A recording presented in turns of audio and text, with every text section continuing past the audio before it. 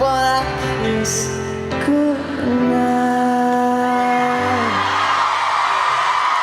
Cool. Pretty cool. British pop rock meets 90s country. Love it. We needed that so much. That sounded pretty cool. Next up, The Weeknd, the chart-topping singer, is taking his new album, Dawn FM, to the small screen. On Monday, The Weeknd announced his latest project will turn Dawn FM into a television special for Prime Video. The first trailer giving fans a sneak peek at the singer's new long-trans look is transforming himself into decades older and matching the theme from his album that he live-streamed last month.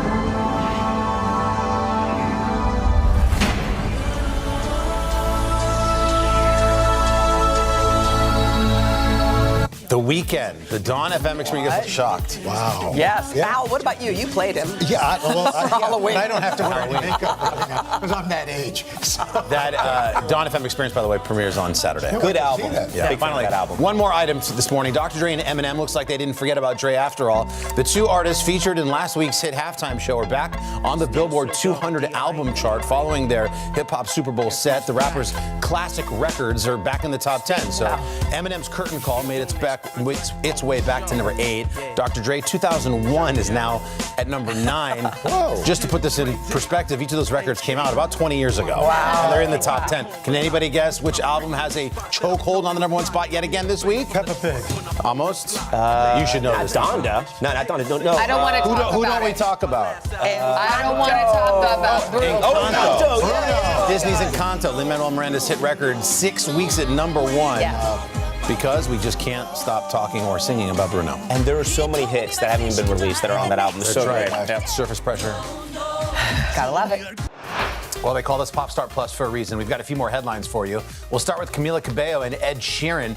The two hitmakers are teaming up for a new single. Cabello taking to social media on Monday to share the good news and giving fans a little preview of their track. It's called Bam Bam. It has nothing to do with the Flintstones, though. Take a listen.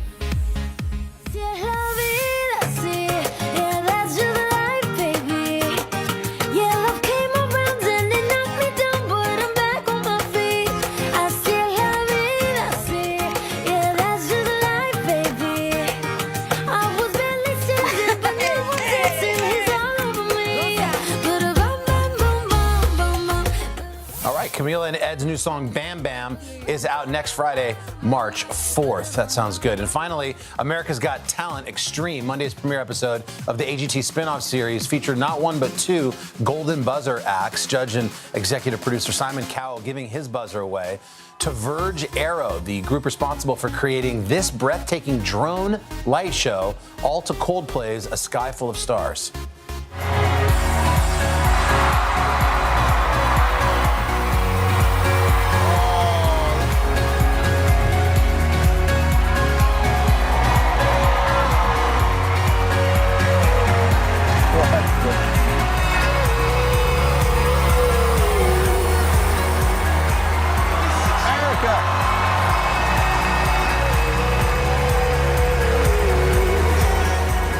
Verge Aero choreographed 160 drones for that performance right there, and we're looking forward to seeing what comes next from that group of guys. The next episode of America's Got Talent Extreme airs Monday on NBC. And those are your headlines for today. Next up, the stars of The Marvelous Mrs. Maisel tell us what to expect from the hit show's brand new season.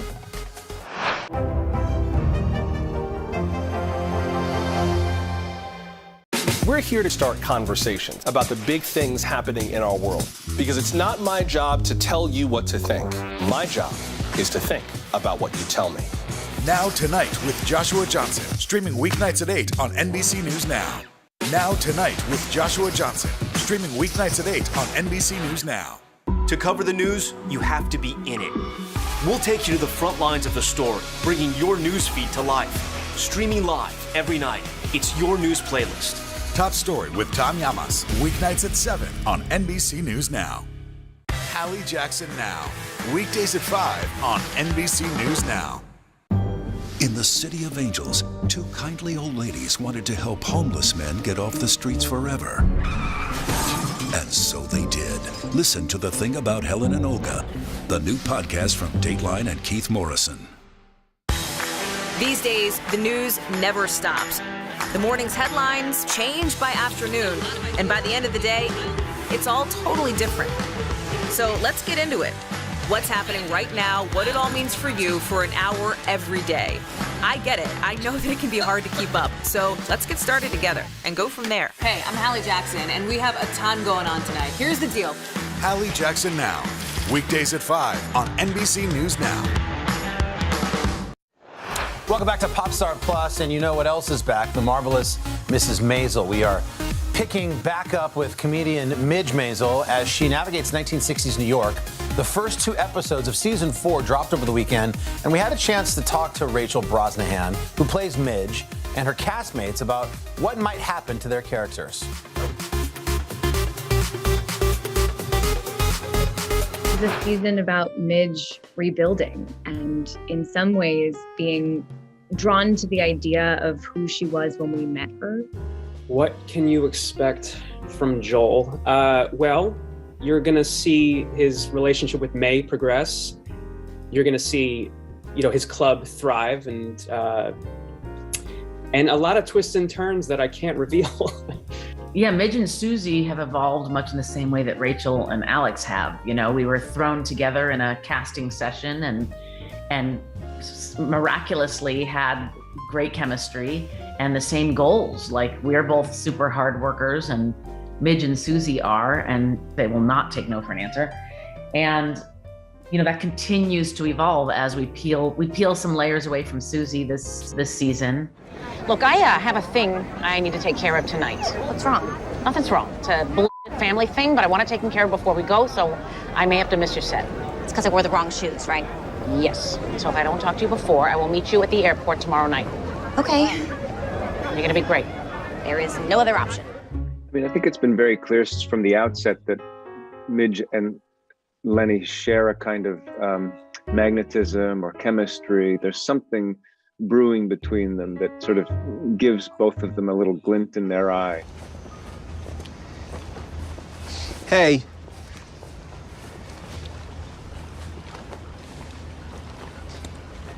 Maybe someday, before I'm dead. It's a date. And so we've just been sort of exploring whatever the potential is as the seasons have progressed. When people share that kind of dynamic, anything really is possible. So I think it just depends on which door the writers choose to travel through. But I think the exciting thing about it is that it leaves certainly a lot to the imagination and leaves a lot to be explored. It's just a matter of, which way the weather decides to blow them. But there's a lot of weather between them, that's for certain.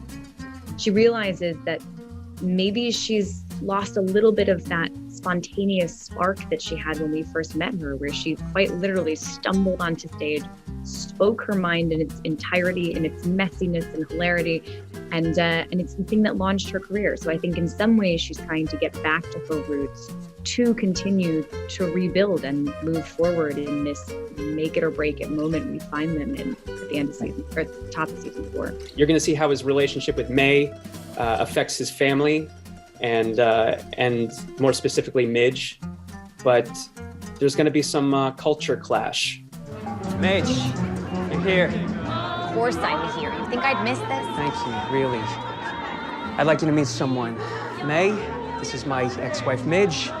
Midge, I'd like you to meet May. You are married? What? You didn't tell her you were married? No, I did. Of course I did. Midge, learns a little bit more about her, sees that she is fallible, and there is a heart in there somewhere. There's vulnerability, and I think Midge kind of feeds off of that. I think the closer Midge gets to Susie, the more she trusts her. For them to get back together and rebuild, as Midge says, she wants to change the business, and now their relationship becomes these two people that are setting out to do that. Here she is, boys! You know what's great about me? Your humility? No, it's when I'm me. Here she is, world! What I'm excited for everyone to see is what I'm excited to see, which is, the show. In terms of because I know that I'm going to be surprised by what I see. Every season, Amy and Dan bring us new challenges, bolder expressions of their story. And I think that they did the same this season. And, you know, it's just that we're tasked as the cast and the crew to kind of bring out our blood, sweat, and tears and put it into, you know, a really rich and fulfilling and exciting story. So I think there will be, I predict earthquakes. And I hope people respond in kind. We should mention you can catch 2 new episodes of The Marvelous Mrs. Maisel every week on Prime Video. Coming up next, Team USA's gold medal winning figure skating champion Nathan Chen, the touching surprise that we had for him when he stopped by Studio 1A. You're not going to want to miss it. These days, it feels like the news never stops. So let's get into it. What's happening right now, what it all means for you for an hour every day. It can be hard to keep up, so let's get started together. Hallie Jackson Now, weekdays at 5 on NBC News Now. Hallie Jackson Now, weekdays at 5 on NBC News Now. NBC News, streaming free now. For breaking news in our changing world, download the NBC News app. Today is now a podcast, available every morning. Listen wherever you get your podcasts. These days, the news never stops. The morning's headlines change by afternoon, and by the end of the day, it's all totally different. So let's get into it. What's happening right now, what it all means for you for an hour every day. I get it. I know that it can be hard to keep up. So let's get started together and go from there. Hey, I'm Hallie Jackson, and we have a ton going on tonight. Here's the deal. Hallie Jackson Now, weekdays at 5 on NBC News Now. You think it's been healthy for the Democratic Party to highlight the division in the party? What does an exit ramp for Putin look like that allows him to save face? How much of this is on the CDC and how much of this is on Washington? If it's Sunday, it's Meet the Press. To cover the news, you have to be in it. We'll take you to the front lines of the story, bringing your news feed to life. Streaming live every night. It's your news playlist. Top Story with Tom Llamas, weeknights at 7 on NBC News Now. In the City of Angels, 2 kindly old ladies wanted to help homeless men get off the streets forever.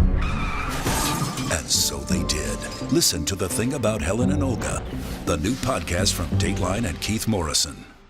NBC News, streaming free now.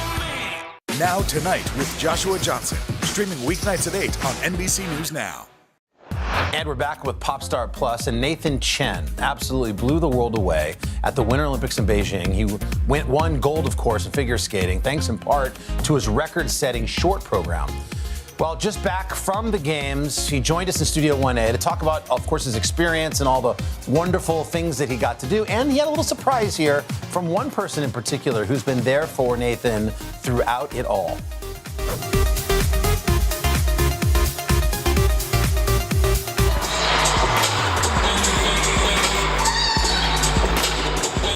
Okay, that was the moment I started jumping up and down. We're back. Nathan Chen and his epic, unforgettable Olympic performance. Oh. It was crazy. It was a record-breaking short program in free skate. Nathan took home gold in men's figure skating, first American to do that in more than a decade.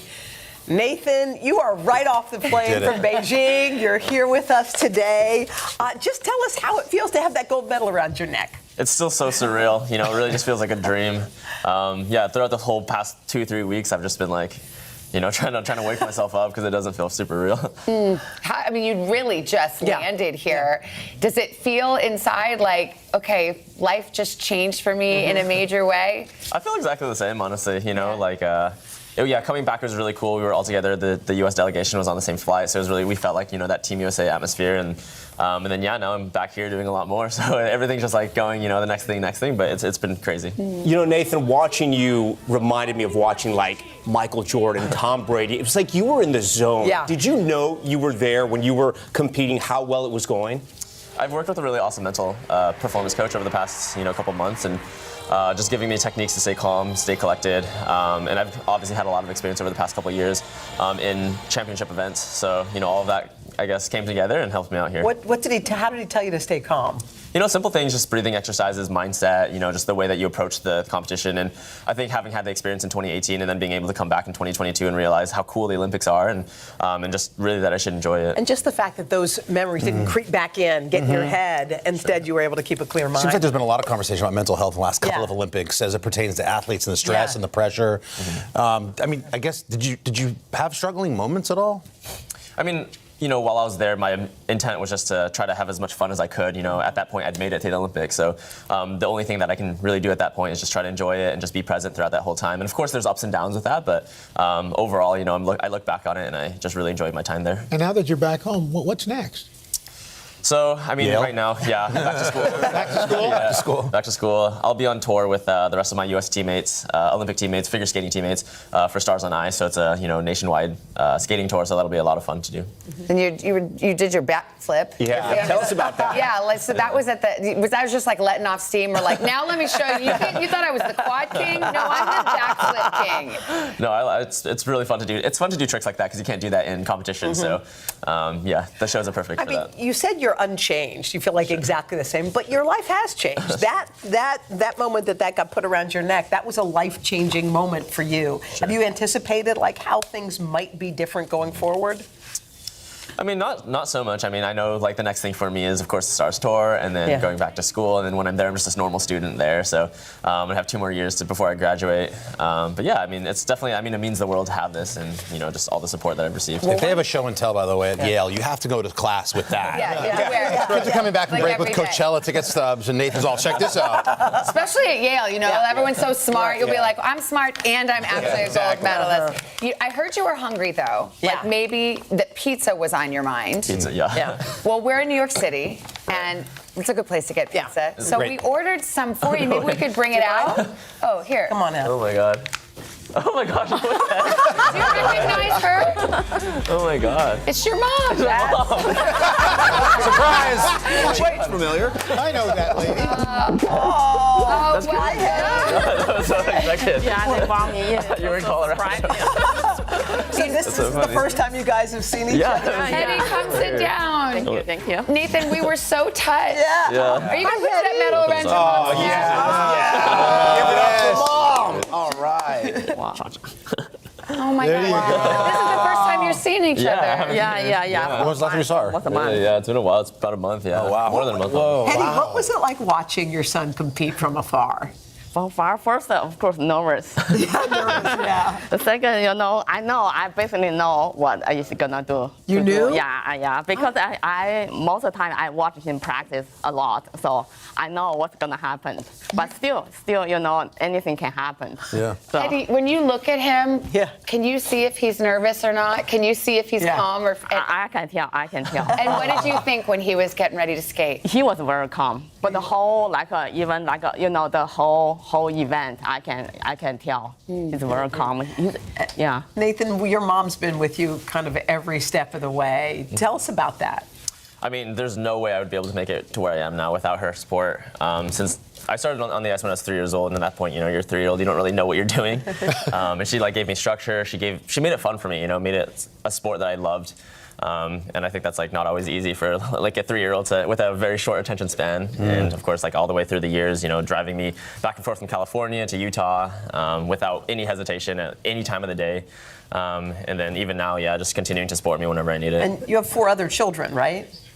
Yeah. 4 other kids. Okay, so 1 of 5. Wow. Yeah. Well, Eddie, I was looking at you watching, feeling that medal. What goes through your mind? What are you thinking about as you're touching that medal? It's like a long journey. Yeah. And of course, the first, he worked very hard every single day. I can see it's your medal. I think it's really more yours than his. Yeah, he worked really hard every single day. As did you. Yeah, but also, also, of course, the families support, everybody's support, and also the people behind him, the whole team, everybody help him, support him for like almost 20 years. Yeah. Yeah. So that's everything's in here. It's a teamwork. Yeah. That's why it's so heavy. It's a lot of you. Yeah, that's why it's so heavy because everybody's effort and the time and the support. Yeah, everybody's. Eddie, thank you so much for coming to see us. Yeah, Nathan, we're honored to be we're here. honored. Yeah. Wow. And you got to get your pizza, Nathan. Yeah, you got to get pizza. Thank you so Take much. it to We go. appreciate it. Thank you so much. That was such a nice moment there. It was amazing to have Nathan Chen here with his gold medal. And then his mom brings the pizza in to surprise us. And then he puts the medal on her. We were all choked up over that. So thanks to moms helping out their kids with sports all over. Boy, she really deserves that gold medal. Coming up, a special birthday tribute to our friend Drew Barrymore. NBC News, streaming free now. These days, it feels like the news never stops. So let's get into it. What's happening right now, what it all means for you for an hour every day. It can be hard to keep up, so let's get started together. Hallie Jackson Now, weekdays at 5 on NBC News Now. What are you doing for teachers who feel that they're being stretched too thin? Did you understand how prevalent hunger was in your own community?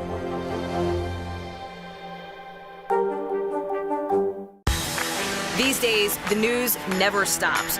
The morning's headlines change by afternoon, and by the end of the day, it's all totally different. So let's get into it. What's happening right now, what it all means for you for an hour every day. I get it. I know that it can be hard to keep up. So let's get started together and go from there. Hey, I'm Hallie Jackson, and we have a ton going on tonight. Here's the deal.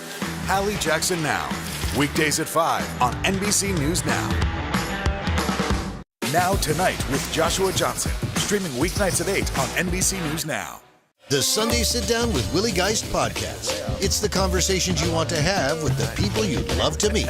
Get your money's worth. Unedited, unfiltered. See ya! Sit down with Willie and listen wherever you get your podcasts. Listen to The Thing About Helen and Olga, new from Dateline, wherever you get your podcasts.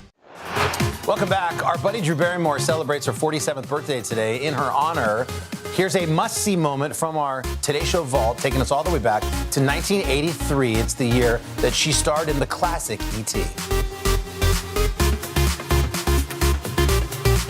One of the most popular movies in the history of motion pictures, E.T., and one of its stars, Miss Drew Barrymore, who is with us this morning. So what kind of a watch have you got there? Well, it's actually E.T. It's an E.T. watch. Yes. How many times have you seen the movie? Seen it 11 and a half times. Tell me about the half a time. Well, we got locked out of a studio. You got locked? We went to this screening at Universal, and it was like 1 minute late. Actually, it started 1 minute early. Naturally. So we got there on time, but they didn't tell us they started 1 minute early. So the extras that played the stunt boys on E.T., they got locked out too, so my mom was pounding on the door until someone came. Do you remember how you got the role in E.T.? Well, they interviewed me for Poltergeist first, and she said she's not really like the girl who's in the part, in the script. So Kathy Kennedy, the producer of E.T., said, well, maybe she's right for E.T., because he was doing E.T. and Poltergeist at the same time. So he interviewed me for E.T., and he said I'm much more like the girl in E.T., and he said she's just right. So I got the part. I was talking to Stephen not long ago, and he said that when you auditioned for Poltergeist, you had to scream, and you didn't feel like screaming. But then he remembered you, and when you came back to audition for E.T., he explained to you that you would also have to scream at least once in E.T. when you see E.T., and he said, you go home. What did he tell you exactly? Did he tell you to go home and practice screaming? Well, it was kind of hard at the time because I got sick. Oh. So I tried real hard to scream, and he didn't say practice because he didn't want me to lose my voice. Oh. So I said, okay. He said, but I said, I'll be as prepared as possible. So did you scream pretty well? Yes. Can you scream anytime you feel like it?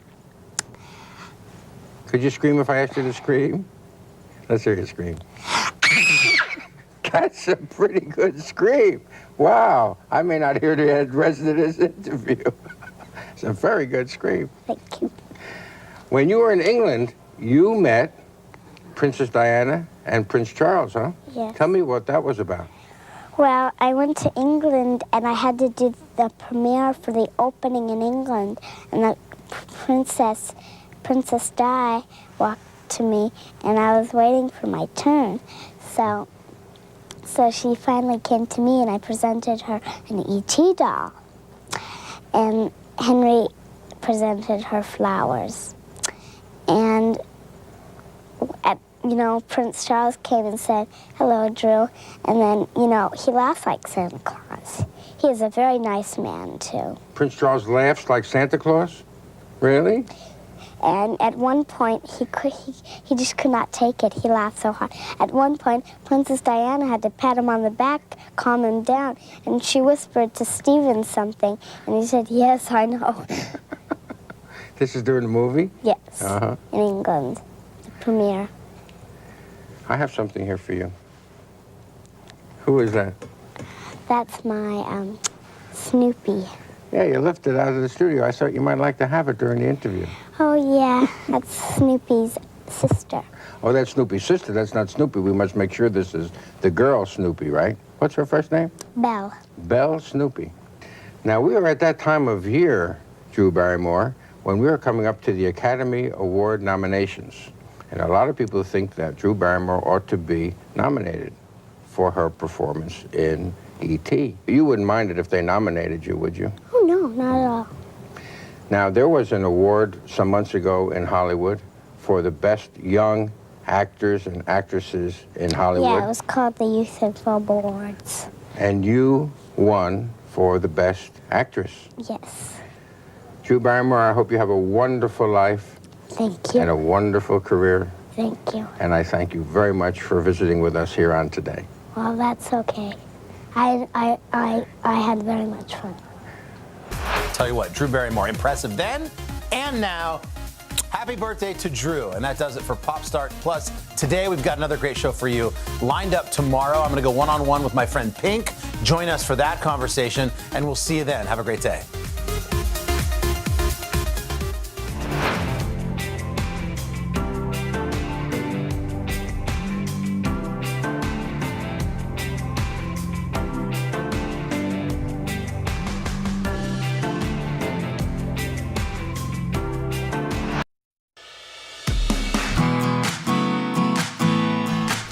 Hello and welcome to Together We Rise. I'm Chanel Jones. Today we're exploring and celebrating health and wellness in the Black community, from maternal health and postpartum care to a yoga community created by and for Black men. And we'll introduce you to a 32-year-old woman who is shaking up the beauty industry with her line of inclusive clean makeup. We start, though, with an important movement, one to eliminate racial disparities in maternal health. Listen to this. Black women are 3 times more likely to die from a pregnancy-related cause than white women. That's according to the CDC. Midwife Rebecca Polston and the Roots Community Birth Center in Minneapolis are working to change that statistic, providing a birth environment centered on Black joy in all 4 trimesters of pregnancy. Rebecca Polston has been on a mission. I was personally always interested and fascinated and called to birth and the childbirth experience and reproductive choices that Black women like myself were experiencing. I kept learning about what it means and what health disparities actually mean. 6 years ago, Rebecca founded Roots Community Birth Center in North Minneapolis, providing prenatal, delivery, and postpartum care.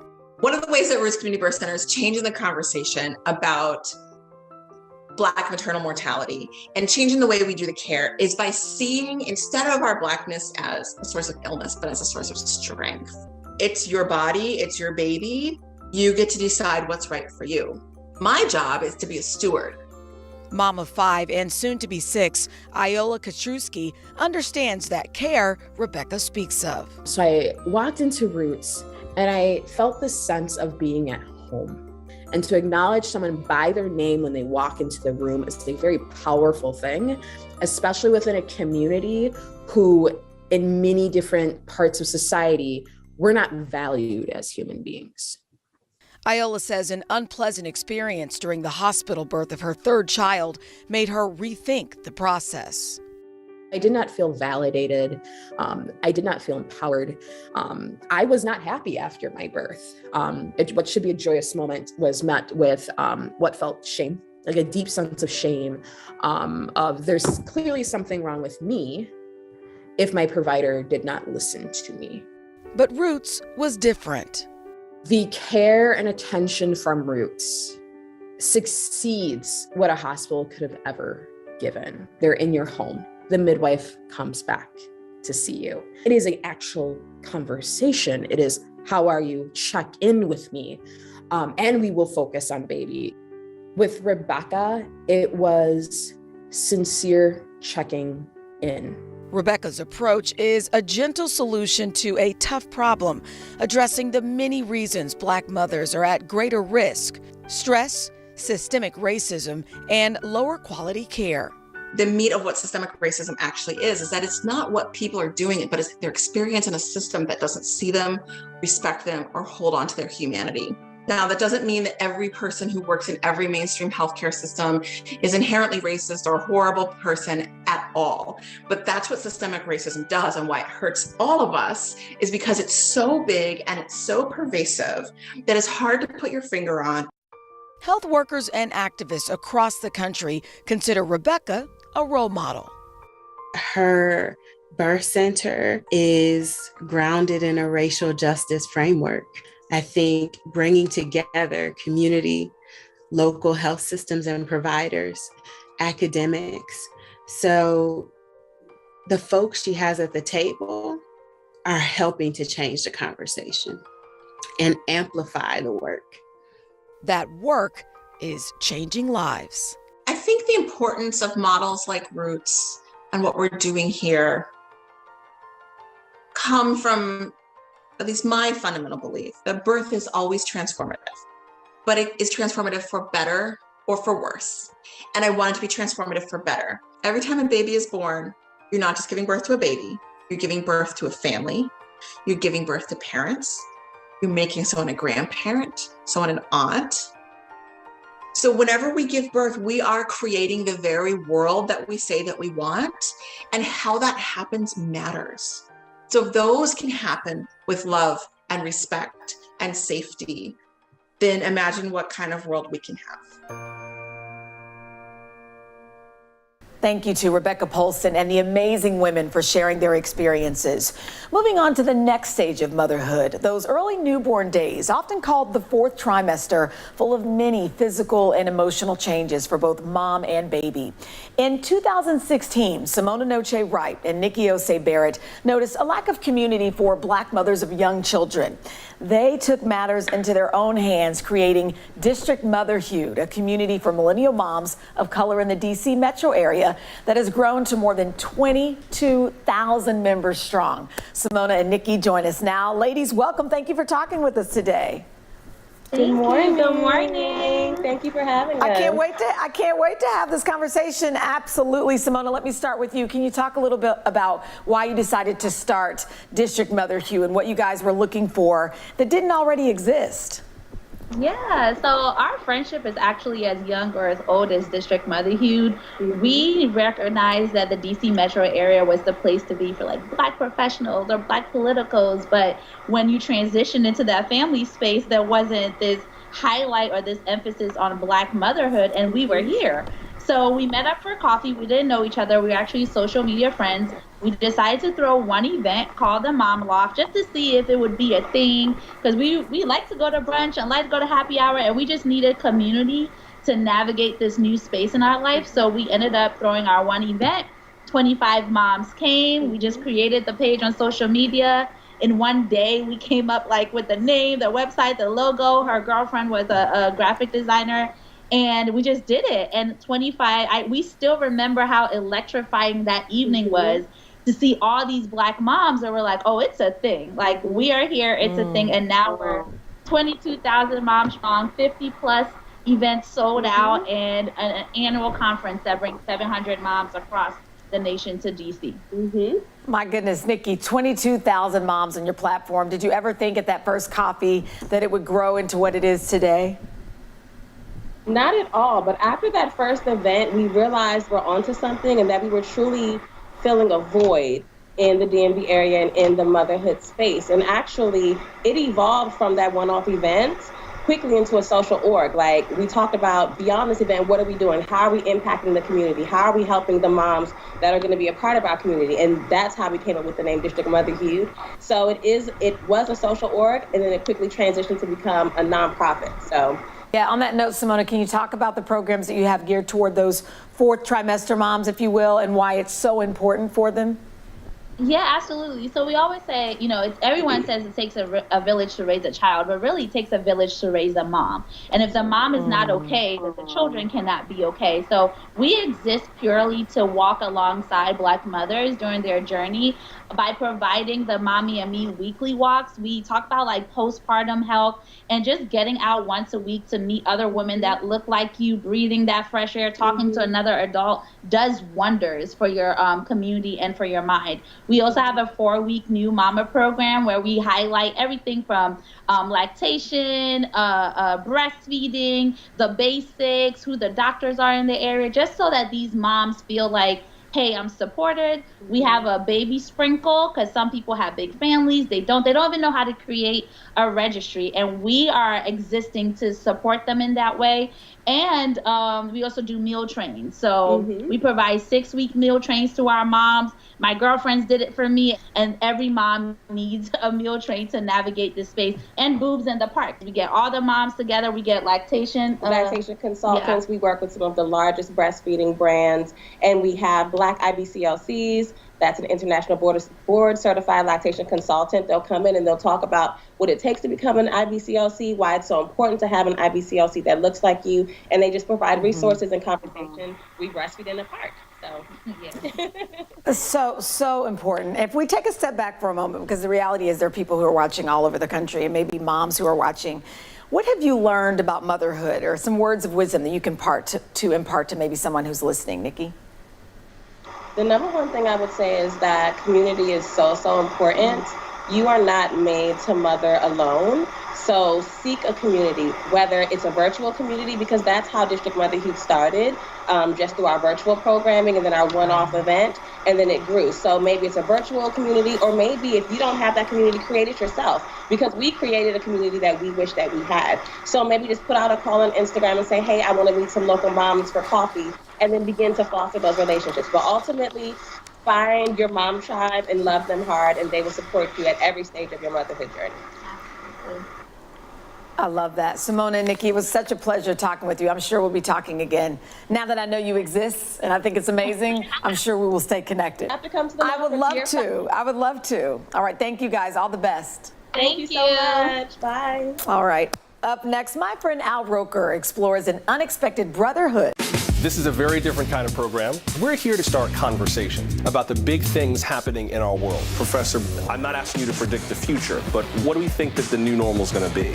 Is part of this that everyone's rethinking their jobs during this pandemic and their relationship to their employers? What is your biggest tip for any parent who's concerned about this? It's not my job to tell you what to think. My job is to think about what you tell me. Now Tonight with Joshua Johnson, streaming weeknights at 8 on NBC News Now.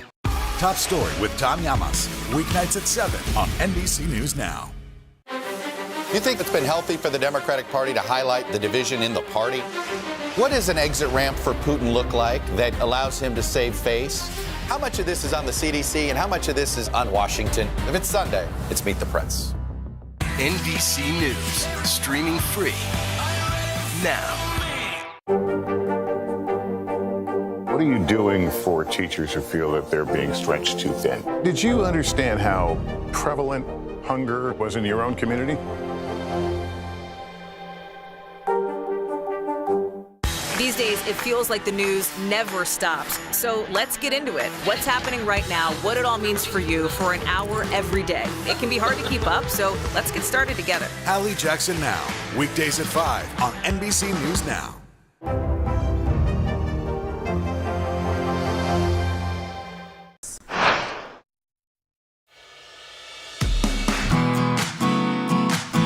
Welcome back to Together We Rise, celebrating health and wellness in the Black community. My fellow Today Show co-anchor Al Roker brings us our next story about two friends who unexpectedly started a movement to help Black men live their best life holistically. The power of relationships is one of the greatest currencies that any of us can have. And the relationships that have been born out of this organization have been unmatched. For 36-year-old Tristan Lewis and Andrew Smith, 32, the lockdown during the summer of 2020 was both too quiet and too loud. The stay-at-home advisory is meant to slow coronavirus. The headlines only grow more worrisome. As the unfolding nationwide protests created a vacuum of stress and anxiety. So guys, I'm curious, how did you both get into yoga? That story really starts at the crux of 2020. The death of basketball legend Kobe Bryant sending shockwaves through the sports world and beyond. We experienced the loss of NBA legend Kobe Bryant. Months later, we experienced a global pandemic and then also all the civil unrest that was happening across the country.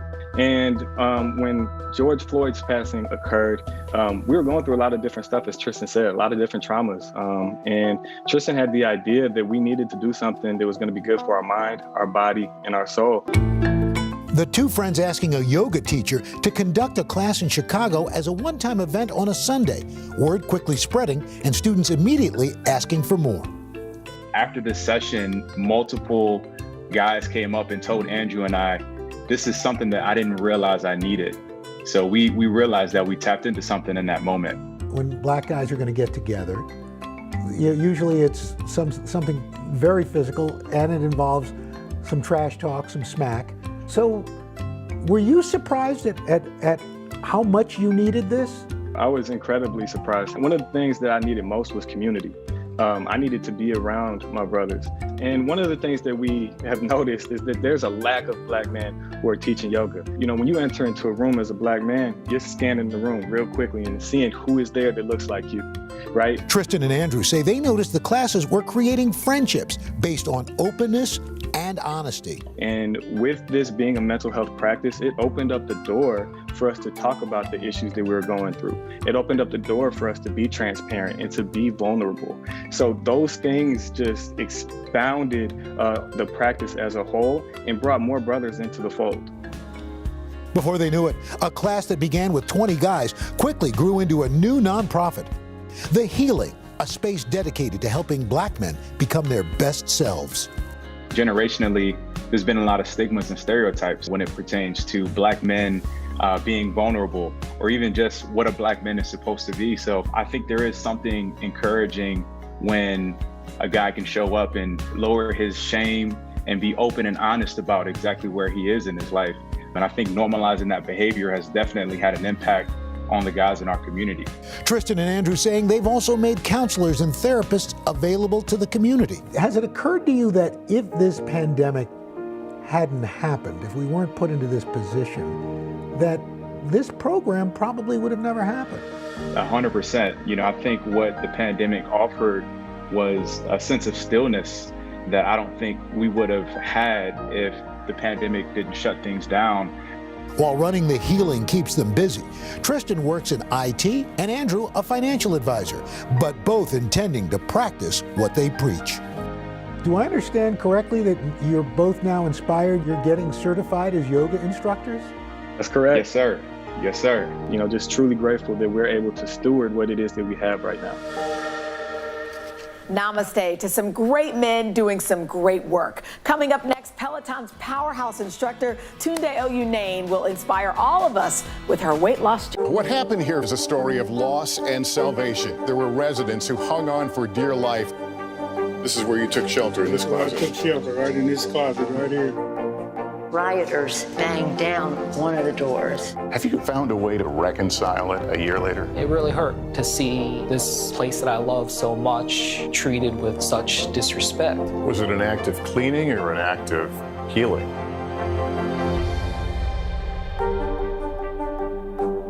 Now Tonight with Joshua Johnson, streaming weeknights at 8 on NBC News Now. The Sunday Sit Down with Willie Geist podcast. It's the conversations you want to have with the people you'd love to meet. Get your money's worth. Unedited, unfiltered. See ya! Sit down with Willie and listen wherever you get your podcasts. We're here to start conversations about the big things happening in our world, because it's not my job to tell you what to think. My job is to think about what you tell me. Now Tonight with Joshua Johnson, streaming weeknights at 8 on NBC News Now. Listen to The Thing About Helen and Olga, new from Dateline, wherever you get your podcasts. Hallie Jackson Now, weekdays at 5 on NBC News Now. Listen to The Thing About Helen and Olga, new from Dateline, wherever you get your podcasts.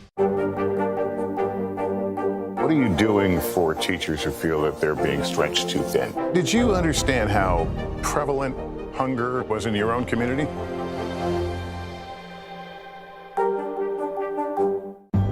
In the City of Angels, two kindly old ladies wanted to help homeless men get off the streets forever. And so they did. Listen to The Thing About Helen and Olga, the new podcast from Dateline and Keith Morrison. For breaking news in our changing world, download the NBC News app. NBC News, streaming free now.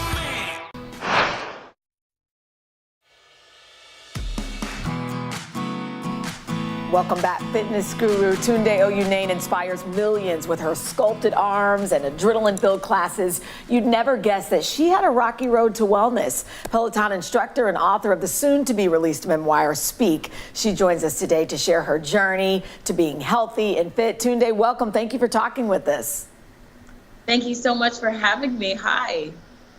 You know what, I will tell you, people will see you and they see that you're fit and you're healthy and you're leading these classes. And sometimes we just assume, oh, she's skinny. She just has always been that way and healthy. But you're very unapologetic about talking about the fact that it wasn't always that way. I know you grew up in a Nigerian home in Katy, Texas. Take me back a little bit. Did you guys talk about fitness and kind of what happened to change your mindset over the years? Well, I mean, it was kind of a double whammy. So I grew up in Houston, Texas. If you know anything about Houston, Texas, we love to eat, we love food. And then I grew up with Nigerian parents. Again, Nigerians, we love to eat, we love food.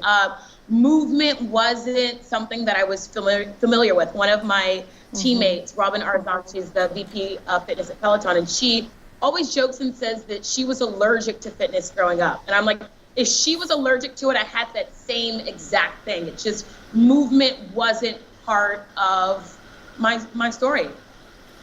You know what it is? A lot of us know about dieting, right? We know if we have an event coming up down the line, we know how to lose 5-10 pounds.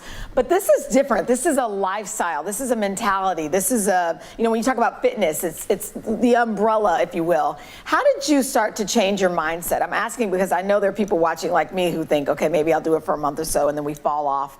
How did you get it to where it's a true lifestyle? You know, for me, it really is a forever change. I'm so happy that you say it. It's not something that you do for a little while and then expect forever results. It's a forever process. I say that, it comes down to you have to want to do it for you. My turning point was I was actually supposed to be a bridesmaid in my aunt's wedding. And I'll never forget, I went to the bridal shop with my mother and my aunt. And the dress that I was supposed to wear was a blue dress. It was a hideous, hideous, hideous dress, but it was the dress that my aunt wanted us to wear. And so the dress didn't come in my size at the bridal shop. And as a result of that, my aunt suggested that I think I was maybe like a size 18 at the time. And which they should have had my dress in the size, but the designer didn't make a size 18 dress. And so as a result, my aunt suggests that I wear a different dress, a dress that's much more beautiful, double the price, and she's gonna pay for it. And so I'm saying, I don't wanna wear that dress. My mother's hitting me like she's gonna buy this dress and it's prettier, why would you not take it? And I turned to my mother and I said, if I wear a different dress everyone's going to know that I was the one that was wearing a different dress because I couldn't fit in the dress that all the skinny girls were wearing. And for me, it was just this moment, and my mother looked at me. I think my mother at that time, it was when she realized truly how much this was affecting me, because I tried to hide that I cared. And so she looked at me and she said, Yetunde, if you want change, then you're gonna have to change things up. If you want to change, you have to change things up. And people ask me now, like, how do you stay motivated? What is the motivating factor? To me, determination is motivation. If you can stay dedicated to something, your dedication alone to any said thing will motivate you to show up for it. And so I was dedicated to change. And so I started to change. Well, it's Black History Month. We're focusing this episode on health and wellness and for men and women. What's your message, especially to communities of color? What do you want people to learn from your story? Yeah, I mean, to all communities, and specifically communities of color, I think that so much comes down to accessibility and the knowledge. I didn't know the food, the reaction that the food was having, that I was putting in my body, the choices that I was making. I'm proud to say that I work for a company that I wholeheartedly believe, and I think that so much in terms of Moon and fitness comes down to accessibility. And finally, we're all so busy. Everybody's busy. How do you make it a priority? How do you keep it on the front burner of your life, if you will? I think the biggest thing with working out and fitness is people say, okay, I have to work out for 60 minutes or I have to work out for 45 minutes. And if you can't find the time to carve out 45 to 60 minutes, then often it's so easy to say, I just can't do it today. I don't have the time.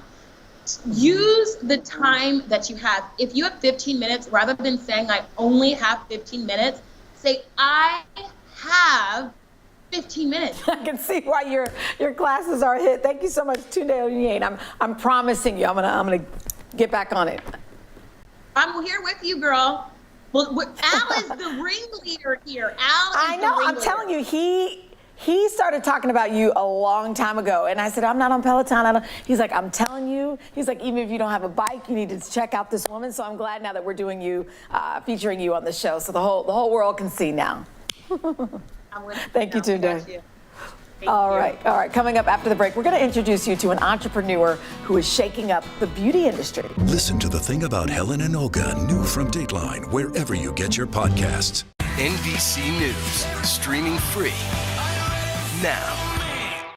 We're here to start conversations about the big things happening in our world, because it's not my job to tell you what to think. My job is to think about what you tell me. Now Tonight with Joshua Johnson, streaming weeknights at 8 on NBC News Now. Hallie Jackson Now, weekdays at 5 on NBC News Now. To cover the news, you have to be in it. We'll take you to the front lines of the story, bringing your news feed to life. Streaming live every night. It's your news playlist. Top Story with Tom Llamas, weeknights at 7 on NBC News Now. Listen to The Thing About Helen and Olga, new from Dateline, wherever you get your podcasts. This is a very different kind of program. We're here to start conversations about the big things happening in our world. Professor, I'm not asking you to predict the future, but what do we think that the new normal is going to be? Is part of this that everyone's rethinking their jobs during this pandemic and their relationship to their employers? What is your biggest tip for any parent who's concerned about this? It's not my job to tell you what to think. My job is to think about what you tell me. Now Tonight with Joshua Johnson, streaming weeknights at 8 on NBC News Now. Hallie Jackson Now, weekdays at 5 on NBC News Now.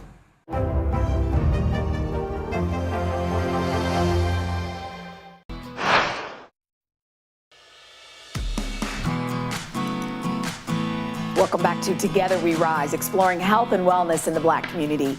When you look good, you feel good, and no one agrees more than the 32-year-old founder of Ami Colé, the clean beauty brand that caters to and celebrates melanin-rich skin. Today, anchor Hoda Kotb brings us her story.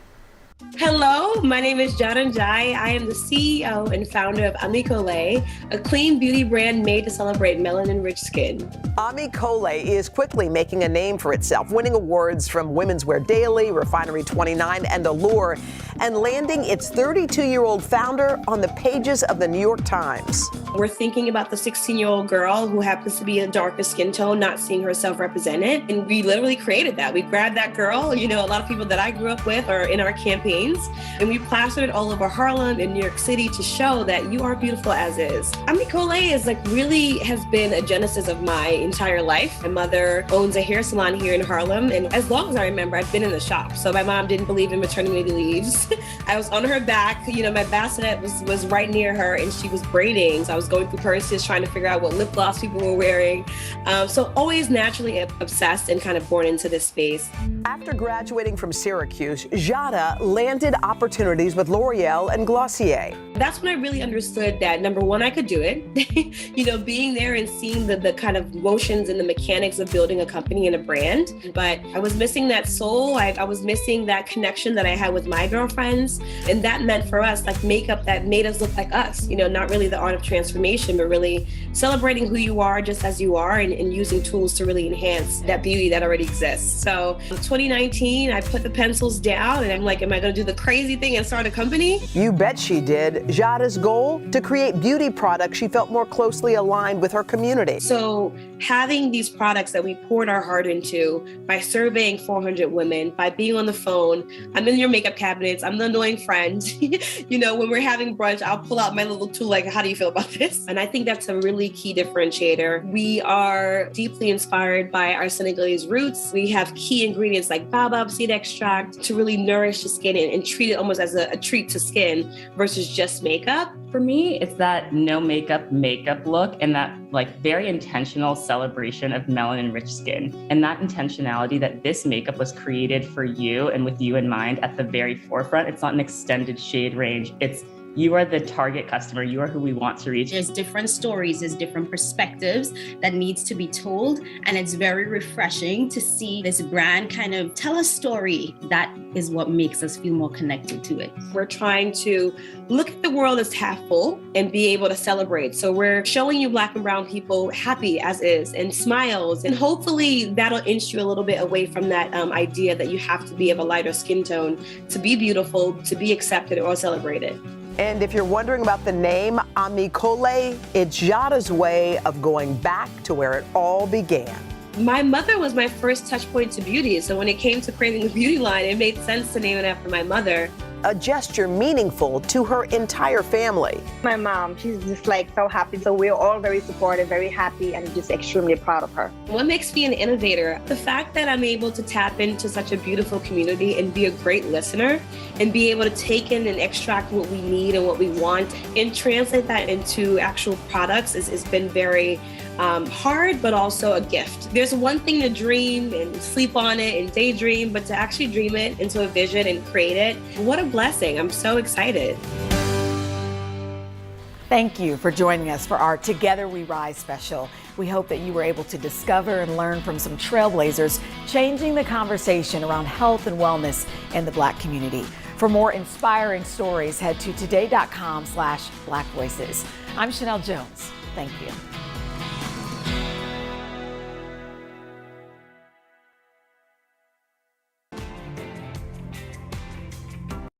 New York City is home to so many iconic foods. But when the city that never sleeps wakes up for breakfast, they want a bagel with a cream cheese schmear piled high with lox. There's no other city that makes a bagel like a New York City bagel. I have not had good bagels in any other city. I came out the womb eating bagels. It's time to head out of Studio 1A and hit the road for a new kind of culinary adventure. Follow me as I taste some of the most iconic foods around the country and meet the families behind them. Together, we're going to learn how a good meal has the power to connect us to our past, our future, and each other.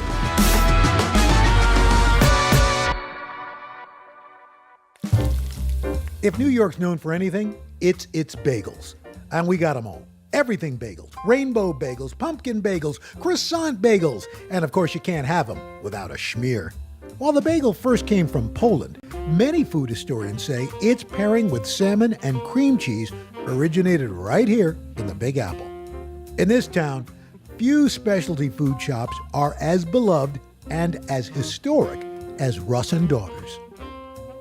I've been waiting in line probably 15, 20 minutes, but it's definitely worth it. I like the contrast of the flavor. It's like a nice little bagel with salty lox. Something about the salmon and cream cheese together. Like, I try to make it at home, but it's nothing compared to Russ and Daughters. They've been serving premium smoked fish to hungry New Yorkers and folks from around the world for over 100 years. Just a few blocks from the store is the Russ and Daughters Cafe. Hi, Al. Hey, how are you? Welcome to Russ and Daughters Cafe. Nice to see you. Great to guys. have you here. Thanks for having us. This is beautiful. Thank you. Nikki Russ Fetterman and Josh Russ Tupper are the grandchildren of the original Daughters. These cousins are fourth-generation owners, carrying on their family's culinary legacy. So this is Russ and Daughters. This is our great-grandfather, Joel Russ, who started the business, his wife, Bella, and his 3 daughters. Josh and I have the same grandmother, Anne. She was the youngest of the 3. Was it unusual at that time for you, because you usually would see so-and-so and sons, but to see Russ and Daughters? Very unusual. But, I mean, honestly, if he had had sons, it probably would have been Russ and Sons. Well, thank goodness he did. We like to think of him as a feminist, but he was a good businessman. Joel Russ immigrated from Poland in 1907. And he started just standing on the streets of the Lower East Side selling schmaltz herring out of a barrel. And a family could feed itself for 2 nights with 1 fish. In 1914, he opened his first brick and mortar shop, J. Russ National Appetizing. Joel and his wife had 3 daughters, Hattie, Ida, and Ann. When they turned 11, each daughter began working with their dad. What was their relationship like with him? Because he's your dad, but he's also your boss. Your boss. Yeah.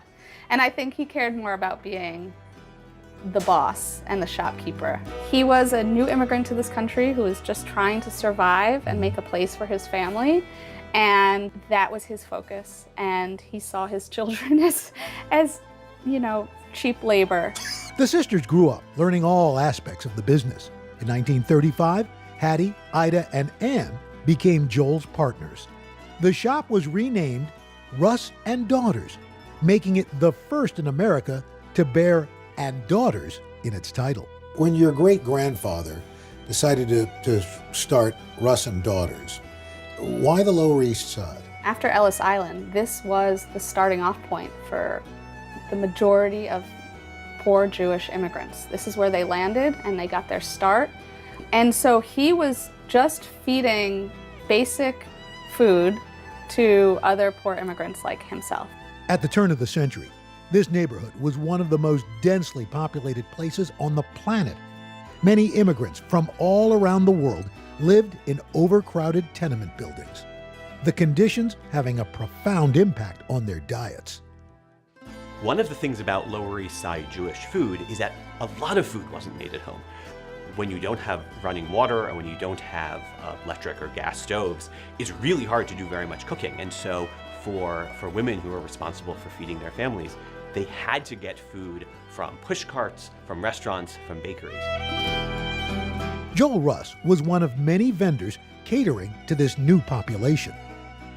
I've always been curious, how did it come about, or from what you've heard, that somebody thought, hey, here's this round bread, we'll put some fish on it, but oh, by the way, before we do, let's put some cream cheese, some dairy on it. Yeah. First of all, Russ and Daughters is the torchbearer of what's called appetizing. And this is a food tradition born here in New York, and it's the sister food tradition to delicatessen, both of which come up through the Jewish kosher dietary rules. You have to separate fish and dairy from meat. So a delicatessen, strictly speaking, is for meat. The appetizing store is where you go for fish and dairy, things like herring, smoked fish. When we say bagel and lox, most people are, we're referring to a smoked salmon, but the original bagel and lox was not with smoked salmon. Technically, lox, or belly lox, is salmon cured in salt, which preserves fish without refrigeration. There's no smoking involved, and it's incredibly salty, so it pairs perfectly with tangy cream cheese. But who was the first person to put lox on a bagel? So no one really knows how bagels, lox, and cream cheese all came together. We know that bagels come from Eastern Europe. We know that lox kind of comes basically from Nova Scotia, kind of. We know the cream cheese is an American food. But what we know is that these things come together as part of a compromise between different generations of American Jews. Jewish law prohibits cooking with most heat sources on the Sabbath. So the combo of bagels and lox created a filling meal for observant Jews to enjoy on the day of rest. It's good for a family, but you or your daughter-in-law didn't have to be spending the previous day cooking. As one of the country's oldest appetizing stores, Russ and Daughters has been serving kosher meals for generations. And the weekends are still their busiest days. I can't think really of anything that's more New York than lox and bagels. I agree. I think that this is a food that came up through the Eastern European Jewish immigrants to New York. But now it's transformed and just become New York food. It belongs to all New Yorkers.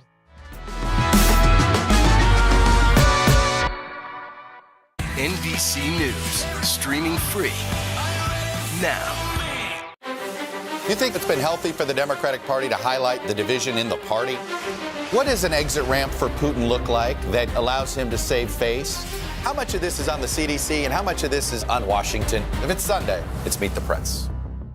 These days, it feels like the news never stops. So let's get into it. What's happening right now, what it all means for you for an hour every day. It can be hard to keep up, so let's get started together. Hallie Jackson Now, weekdays at 5 on NBC News Now. The Sunday Sit Down with Willie Geist podcast. It's the conversations you want to have with the people you'd love to meet.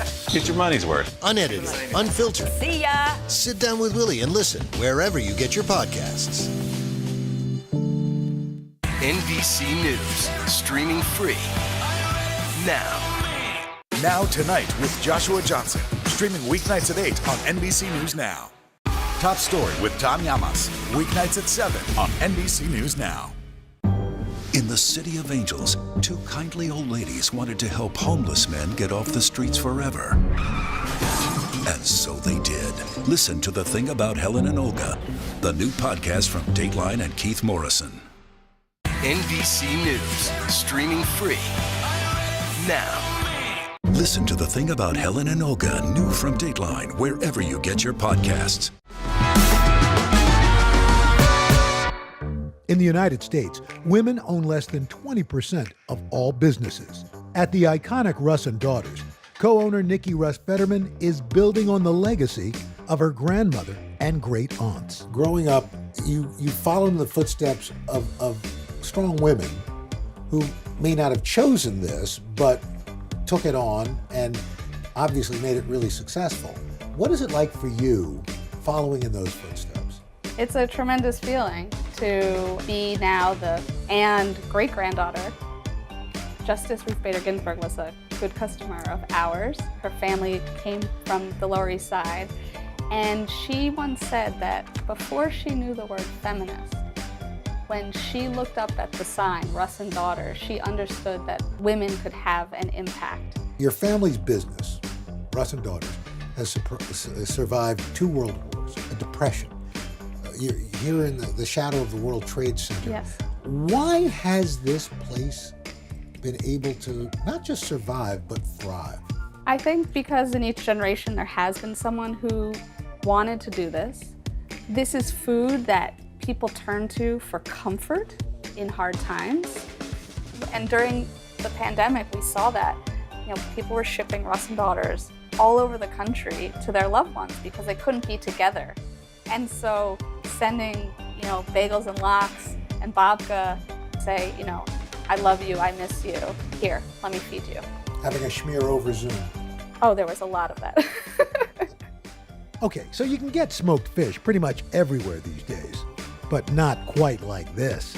The salmon sold at Russ and Daughters is prized for its high fat content, from the milder Gaspé Nova to the smokier Scottish. And this gourmet fish is all sliced by hand. When you hold it up, it's almost Look at translucent. that. Yeah, I think we should showed you how we get it that thin. Yeah, me and a sharp utensil, what could possibly go wrong? It takes up to 6 months of training to master the slicing technique here. So Al, I hear you have some knife skills. Well, I've been in a fight or two, but it's probably nothing like yours. So how long have you been slicing salmon? I've been at the store for 20 years. Wow. So I've been slicing for a while. All right, so I watch people slice, and I'm amazed at how patient, because it seems like that's part of the skill. The reality is, when you know how to slice, it is one of the most relaxing things you can do. Very zen. Very zen. Ooh. Meditative, right? The trick is, don't look anywhere on the fish. You have to really feel the fish. Be the fish.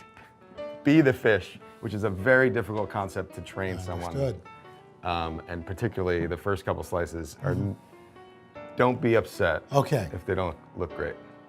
The idea is to make a consistently thick slice. You making faces at me, Al? No, I'm just watching you not watch the fish. All right. Okay. Here we go. Be the fish. Not looking. You should look. I should look. look. You got a sharp knife in your hand, Al. And you can see that as you change the angle of the knife, it changes the thickness. Yeah. Right? So now that's drastically, more than you think. That's more than, oh my gosh, that's a very thick We call slice. those chuletas. Chuletas? Yeah. Chops. Ah. In Spanish. I was going to say, that didn't sound Yiddish. not That did Yiddish. not sound Not Yiddish to Yiddish. me. Yeah. Does the way you cut it affect the taste of it or the texture of it? The texture, which affects the experience of the salmon. It's almost like you're eating the essence of salmon, not salmon. It's very delicate. It's a very appealing texture and mouthfeel. Yeah, the thinner. Josh, thanks so much. Nice meeting you. Such a pleasure to have you. Smoke them if you got them. Up next, how fresh salmon gets turned into lox.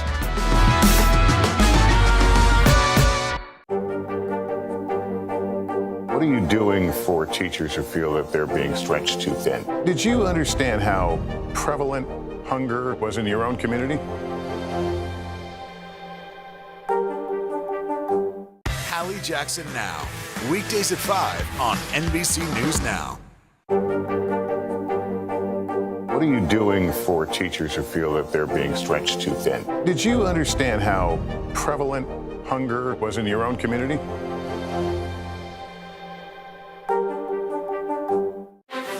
You think it's been healthy for the Democratic Party to highlight the division in the party? What does an exit ramp for Putin look like that allows him to save face? How much of this is on the CDC and how much of this is on Washington? If it's Sunday, it's Meet the Press. What happened here is a story of loss and salvation. There were residents who hung on for dear life. This is where you took shelter, in this closet. I took shelter right in this closet right here. Rioters banged down one of the doors. Have you found a way to reconcile it a year later? It really hurt to see this place that I love so much treated with such disrespect. Was it an act of cleaning or an act of healing?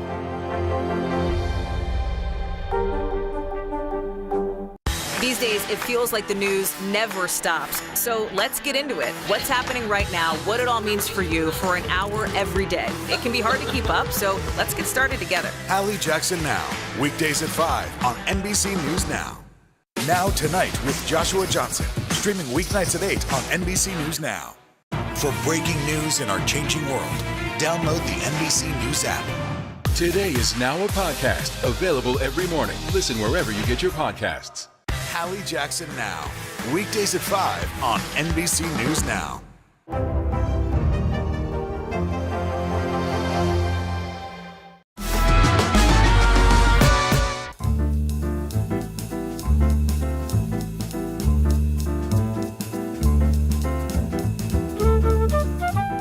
I'm here at the Acme Smoked Fish Factory.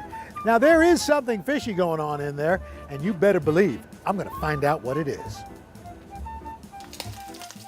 The folks at Acme process, smoke, and pack nearly 8 million pounds of fish every year. They sell to eateries all over the country, including Russ and Daughters. It smells of smoke and it smells of fish. That's the way it's supposed to be. It smells like New York City. Yes. All right, so as you know, in any food plant, food safety is of paramount importance. Right. I see you got your boots on I here. just happen to be wearing these. Awesome.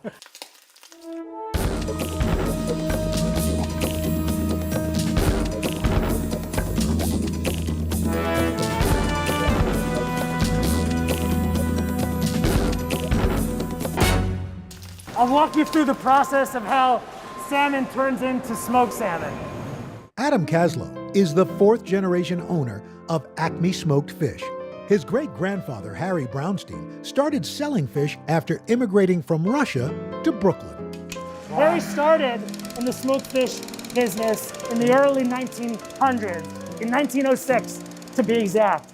Out of a push cart? Out of a horse-drawn wagon. Wow. He would go around buying fish from different smokehouses throughout Brooklyn and Queens and had himself the sales route. You know, he worked close to 45 years. I mean, his dream was to open up his own smokehouse, and it took him 45 years to finally achieve that. Wow. Adam now runs a massive smoked fish empire, supplying many of New York City's popular bagel shops, from H&H to Essa Bagel. Acme also selling to national grocers like Trader Joe's.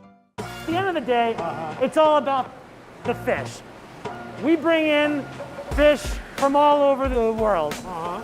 Smoked salmon is probably the most popular thing that we make, and our salmon come from different places: Norway, Scotland, Chile, and Alaska.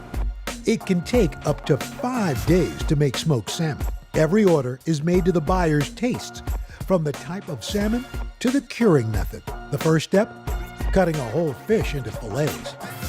Whoa! Yeah, so this is a 12-kilo whole salmon that I caught over here in Long Island Sound. No, I'm just kidding. This is an Atlantic salmon. It's farm raised. We use Atlantic salmon because it has the most fat, and fat equals flavor when making smoked salmon. Right. So what are you cutting out the backbone there? Yeah, this is the bone. Carving into a fish this size requires expert hands. After the fish is filleted, it's preserved with salt. The fish is then treated with a wet brine or a dry cure. Okay, so let's dry cure some salmon. Good. First thing, we're gonna get it onto the raft. Okay. So, see if you can pick up this salmon, grab it by the tail. Okay. Grab with your other hand. Underneath. And we're gonna lay it onto the screen. Okay.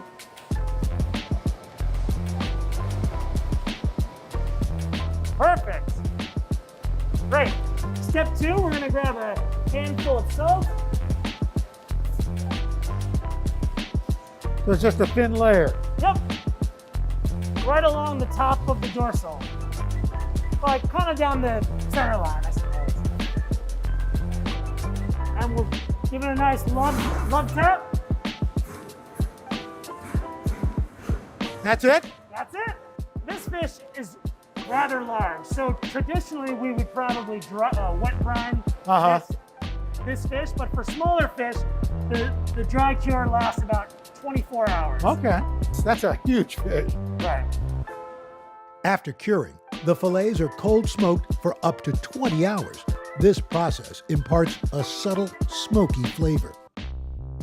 Let me show you how the smoker works. So, these are a collection of that wood chip blend that we were talking about earlier. There are different ways to smoke fish fillets. Hot smoking results in flaky, opaque fillets. Unlike traditional locks, smoked salmon is cold smoked below 85 degrees. This helps the fish retain its silky texture and makes it perfect for slicing.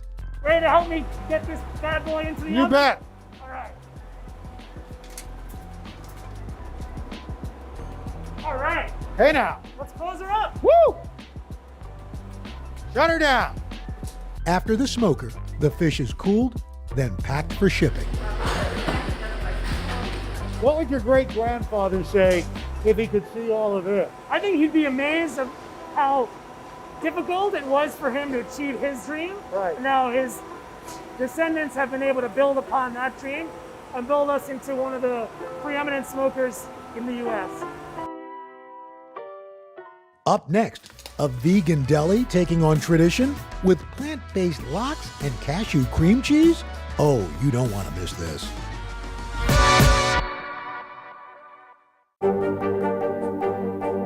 What are you doing for teachers who feel that they're being stretched too thin? Did you understand how prevalent hunger was in your own community? Now Tonight with Joshua Johnson, streaming weeknights at 8 on NBC News Now. Hallie Jackson Now, weekdays at 5 on NBC News Now. What are you doing for teachers who feel that they're being stretched too thin? Did you understand how prevalent hunger was in your own community?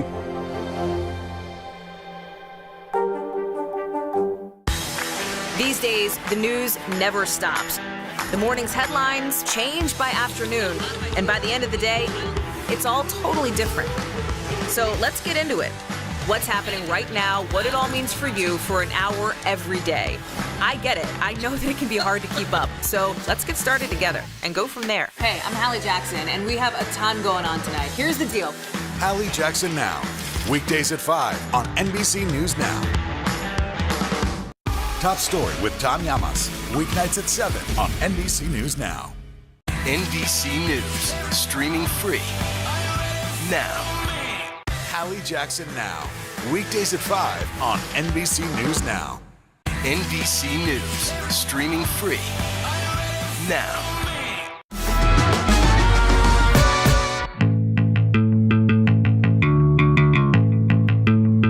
Back on the Lower East Side, two sisters, inspired by their Jewish heritage, are on a mission to make the food they loved growing up in a more sustainable way. Ladies, nice to meet you. Nice to meet Boom, you. want to show me around? Please, come Please, on in. lead away. Erica and Sarah Kabursky are the co-owners of Orchard Grocer, an entirely vegan market inspired by classic delicatessens. This is our healthy cashew cream cheese. They want to make the vegan lifestyle easier for all. Right after college, they opened their first business, a shoe store called Moo Shoes.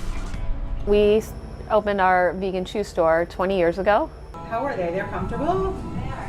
About 5 years ago, we decided that we were going to update it by adding our vegan grocer, basically because it seemed like that's what our customers want. After asking us what our shoes were made of, probably where should I go eat was the second most common question. So we decided to create an experience where they could just go eat next door.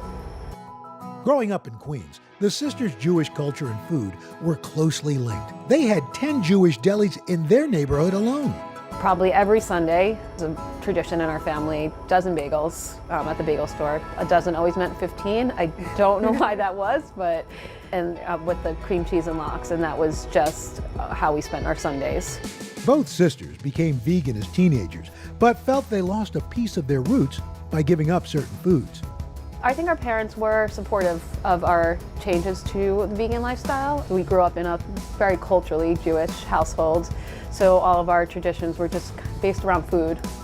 Today, a lot of folks are going vegan for a variety of reasons, from reported health benefits to concerns over animal welfare. For the sisters, it's also a matter of global importance. We're watching climate change happen right now, and I think that's causing a lot of people to think twice about what they're eating and how they are contributing. So it makes sense to us that it is becoming so mainstream. In 2017, Sarah and Erica saw not just an opportunity to satisfy a growing market, but to pay homage to their Jewish roots.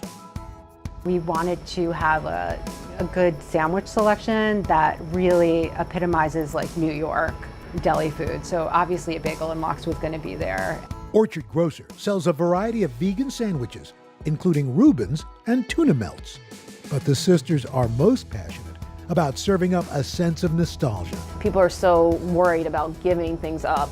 So I think just creating those alternatives and just something that people are familiar with and gives them that feeling of home. Yeah, like we haven't had to give up our Sunday tradition of bagels and lox. To help make their unique deli a reality, the sisters hired vegan chef Nora Vargas. Nora shares a passion for plant-based foods. She also knows how to turn carrots into salty lox. How did you come up? I mean, you have to think, okay, what can mimic a smoked salmon. Yeah. And so how did you?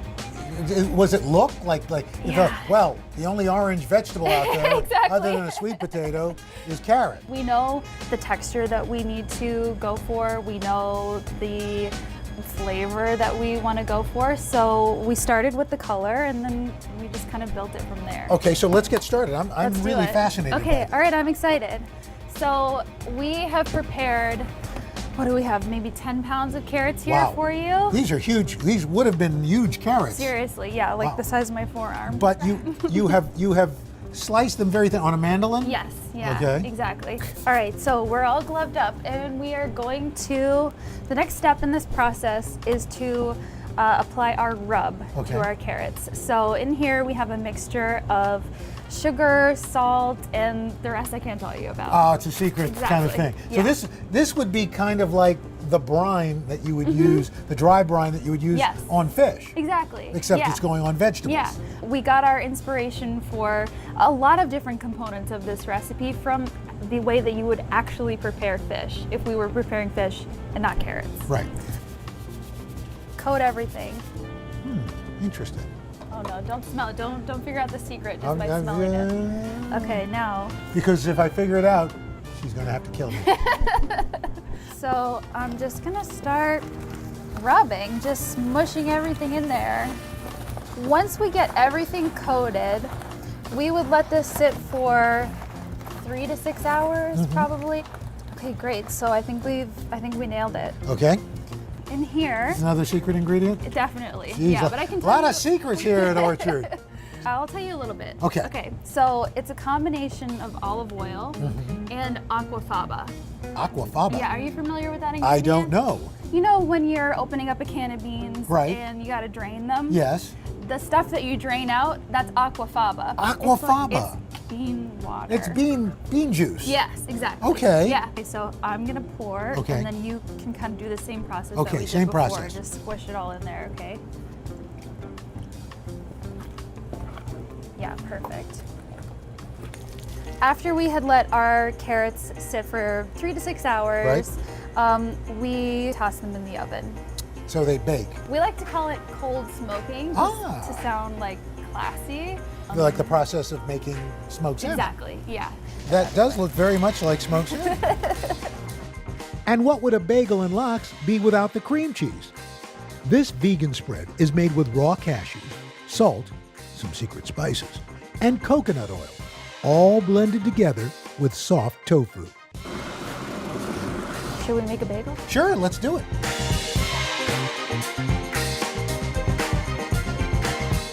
Chive talking. Cheers. This is a really terrific idea. Thank you. Thank you for opening my eyes. Oh, thank you so much. I appreciate it. That was fantastic. Okay, a great way to finish things up. I mean, we've seen the history, we've gone to the past, we were in the present, and you have brought us the lox and bagels of the future! A bagel with cream cheese and smoked salmon is a uniquely American combination. Born from Jewish roots, transformed by local ingredients, and carried on by new generations, this breakfast tradition has truly stood the test of time when it comes to food in New York City.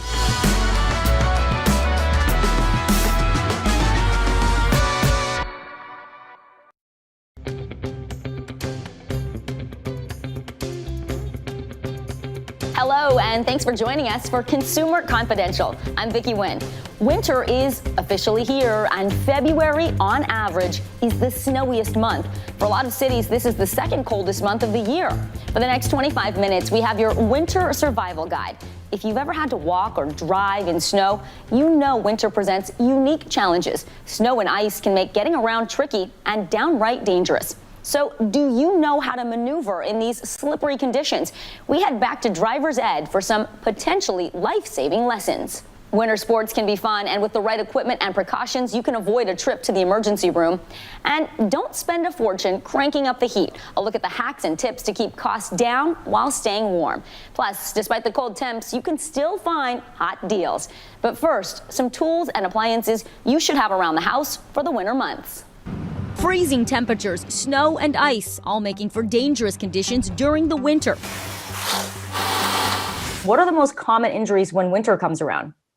I'm in the emergency room in Colorado, where we typically see a lot of winter injuries. And probably the biggest one are people slipping and falling on ice. In 2019 alone, fall-related injuries sent more than 8 million Americans to the emergency room. They'll hurt their backs, they'll hurt their heads, they'll hurt their shoulders. To avoid slipping and falling, make sure you have shoes with traction. If you have to brave the snow and ice, walk like a penguin. Slightly point your feet out and bend your knees, extend your arms out to your sides for balance, and take short steps or shuffle.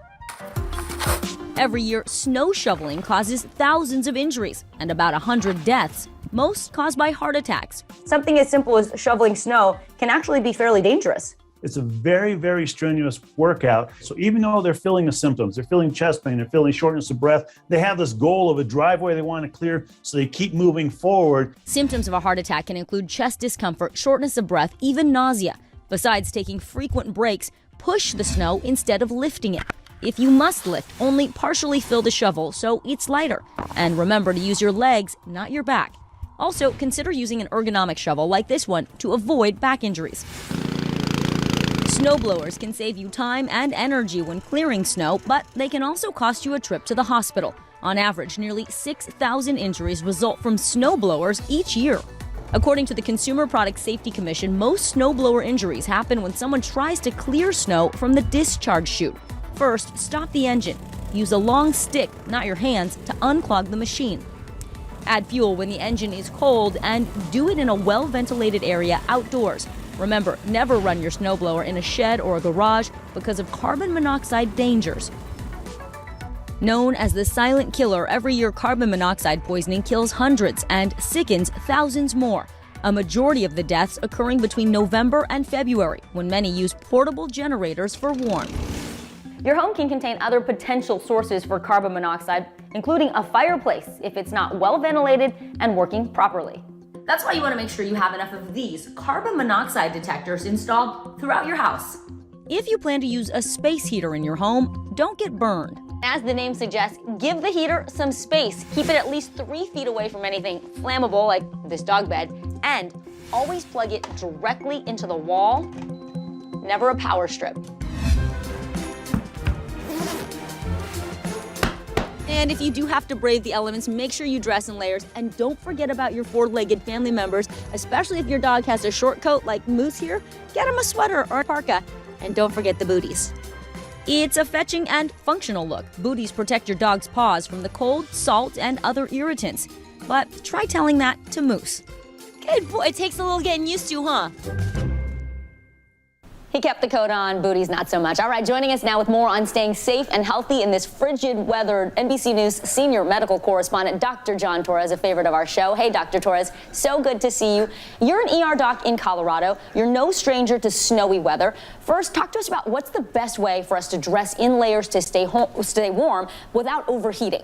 Yeah, this is important because you want to make sure you stay warm, but if you get too warm, you can work with that as well. So you want to dress in 3 layers, basically. Number 1, the base layer, underneath. You want something that's synthetic. It's a synthetic material that can wick away the moisture, and that way it doesn't build up and start freezing your body. The middle layer should provide some insulation. We're talking sweaters, sweatshirt, fleece. All those work really well for this type of thing. And then the outdoor layer is the one you want to block the wind and the rain. Now, all of these layers should be loose. That'll help trap in warm air. And they should be layers that you can take off and put back on depending on your body temperature, because you don't want to sweat in the middle of the winter. But also don't forget socks, gloves, and hat. Extremely important, Vicki. Yeah, walking my kids to school here in the Northeast, I know that when any part of your skin is exposed to the cold, it can be so painful. How do you know when it's serious, like if you have frostbite? So one of the things you have to remember about frostbite is the areas that don't have much circulation are the ones that are going to be affected the most. And we have a little rhyme. It's fingers, nose, ears, and toes. Those are the ones that are going to get frostbitten first. So if you start getting pain, especially if it starts intensifying and you start getting that tingling pain, it starts getting worse, and especially if it starts going away, those are signs that you need to seek immediate medical attention. Now, if they're just tingling a little bit, you get back inside, you can put them in warm, not hot water. Think of the same water you give a baby a bath in, and that can bring the feeling back. But if that feeling gets super intense or suddenly goes away, you need to be checked, especially if you notice any blistering, Vicki. Oh, fingers, ears, nose, and toes. Got it. All right, what about hypothermia? What are the warning signs and symptoms for that? So hypothermia is when your body core temperature starts dropping and your body does what it can to build up the heat. So it's going to start shivering, and that shivering is going to be light. We've all experienced that. But then it can start becoming uncontrollable. If that happens, you need to get inside. If you can't get inside, you need to wrap yourself with as many layers as possible, particularly get out of the wind. And if you're with somebody and they start getting confused, that's a medical emergency. You want to make sure they get treated as soon as possible. And last quick question, Dr. John, things happen we don't expect, so what should we do to prepare for a winter weather emergency when we're out there? So one of the things you want to prepare for is make sure you have a go bag, and that go bag has the things in it you need to survive over the next couple of days. You know, things like important documents, extra set of house keys, some cash in case you need cash, things you can eat and drink, water, non-perishable foods, have a flashlight, have a hand-cranked radio can definitely help. Take your medications, toiletries. If you have a cell phone, make sure you take your charger as well, and then a first aid kit, some extra blankets, warm clothing, hand warmers, those things that can help you survive for a couple of days, because you never know when that's going to happen. And I know that you think about this often, but if you have pets, they're going to need a go bag too, Vicki. All right, 2 go bags. That was great advice. Always good to see you. Thank you, Dr. Torres. You bet. Our winter survival guide continues. We'll show you how to stay warm without breaking the bank. Plus, we're heading to driving school for a look at how to safely maneuver on slick, icy, and snowy roads. Also, we'll have your safety guide to winter fun, from sledding to skiing. Consumer Confidential is coming right back. The Sunday Sit Down with Willie Geist podcast. It's the conversations you want to have with the people you'd love to meet. Get your money's worth. Unedited, unfiltered. See ya! Sit down with Willie and listen wherever you get your podcasts. Listen to The Thing About Helen and Olga, new from Dateline, wherever you get your podcasts. We're here to start conversations about the big things happening in our world, because it's not my job to tell you what to think. My job is to think about what you tell me. Now Tonight with Joshua Johnson, streaming weeknights at 8 on NBC News Now. For breaking news in our changing world, download the NBC News app. Today is now a podcast, available every morning. Listen wherever you get your podcasts. NBC News, streaming free now. These days, the news never stops. The morning's headlines change by afternoon, and by the end of the day, it's all totally different. So let's get into it. What's happening right now, what it all means for you for an hour every day. I get it. I know that it can be hard to keep up. So let's get started together and go from there. Hey, I'm Hallie Jackson, and we have a ton going on tonight. Here's the deal. Hallie Jackson Now, weekdays at 5 on NBC News Now. NBC News, streaming free now.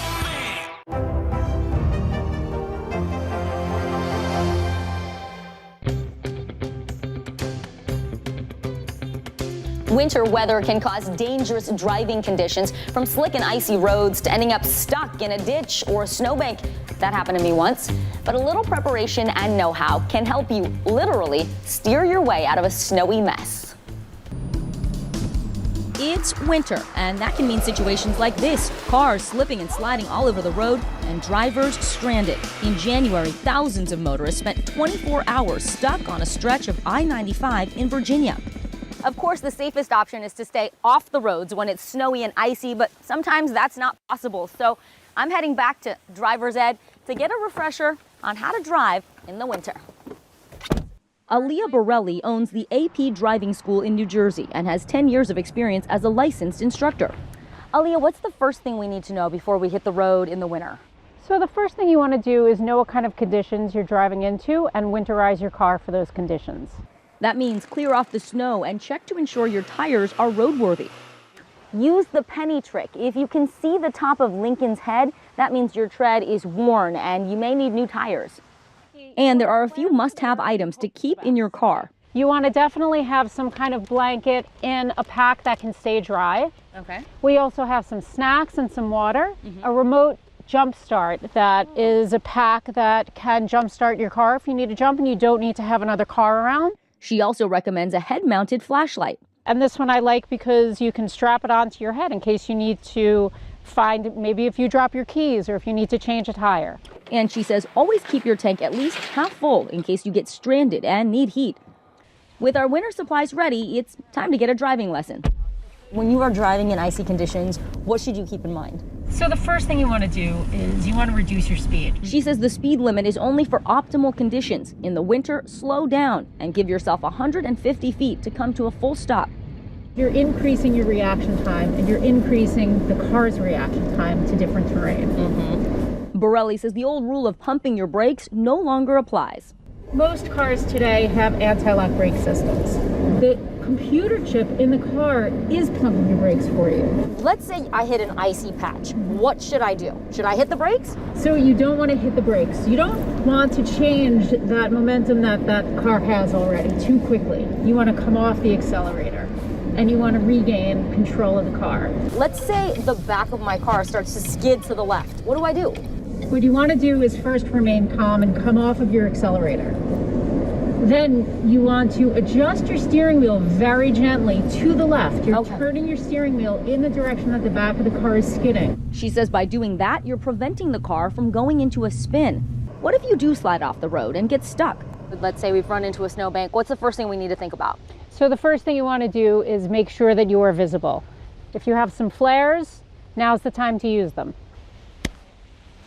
Okay, make sure you read the instructions for how to light the flare and place the first one about 8 paces away from your car. And the second one about 40 paces away. This is to give other cars enough distance to see you and react. No flares? Borelli says don't use hazard lights, which blink. Instead, use your parking lights. Here's the symbol. They'll keep your lights solid, which indicates to drivers you've come to a stop. It sounds strange, but keeping kitty litter in the car could save you. A little kitty litter right behind your tires might give you that extra traction that you need to get unstuck from your spot. You can also use your car's floor mat. Some easy tips and tools to help you out of an icy jam. Another tip, if it is foggy, avoid turning on your brights. The light will actually bounce off the fog and make it harder to see. Instead, slow down to increase your reaction time. Use your fog lights instead. Those beams actually point down and make it easier to see the road. As for tire chains or studded snow tires, experts say use those in mountainous or very snowy areas, but in most cases they're not necessary. Some states even ban them, except under extreme conditions because they can damage the roads. All right, well, don't let a day of fun end with a trip to the emergency room. Your safety checklist for winter sports, from skiing to ice skating to sledding. How to tell if you're pushing your body too hard. And later, money matters. The deals you can discover during the winter months. Consumer Confidential returns after this short break. These days, the news never stops. The morning's headlines change by afternoon.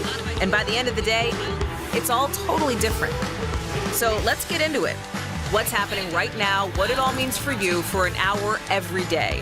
I get it. I know that it can be hard to keep up. So let's get started together and go from there. Hey, I'm Hallie Jackson, and we have a ton going on tonight. Here's the deal.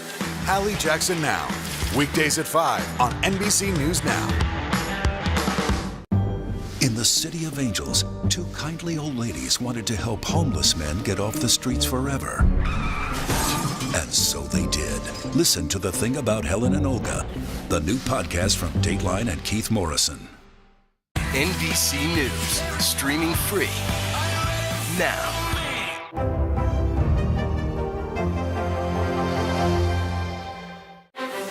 You think it's been healthy for the Democratic Party to highlight the division in the party? What does an exit ramp for Putin look like that allows him to save face? How much of this is on the CDC and how much of this is on Washington? If it's Sunday, it's Meet the Press. What happened here is a story of loss and salvation. There were residents who hung on for dear life. This is where you took shelter, in this closet. I took shelter right in this closet right here. Rioters banged down one of the doors. Have you found a way to reconcile it a year later? It really hurt to see this place that I love so much treated with such disrespect. Was it an act of cleaning or an act of healing?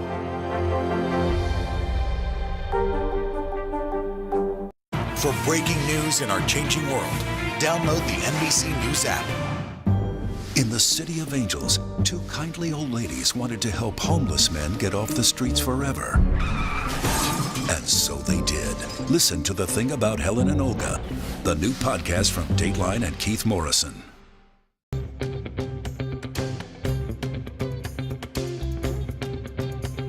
The winter months can mean a flurry of seasonal activities, from hitting the slopes to grabbing the sleds, even lacing up your ice skates. While it's great to get your heart pumping and take advantage of the cold weather fun, make sure you brush up on the basics to avoid a trip to the emergency room.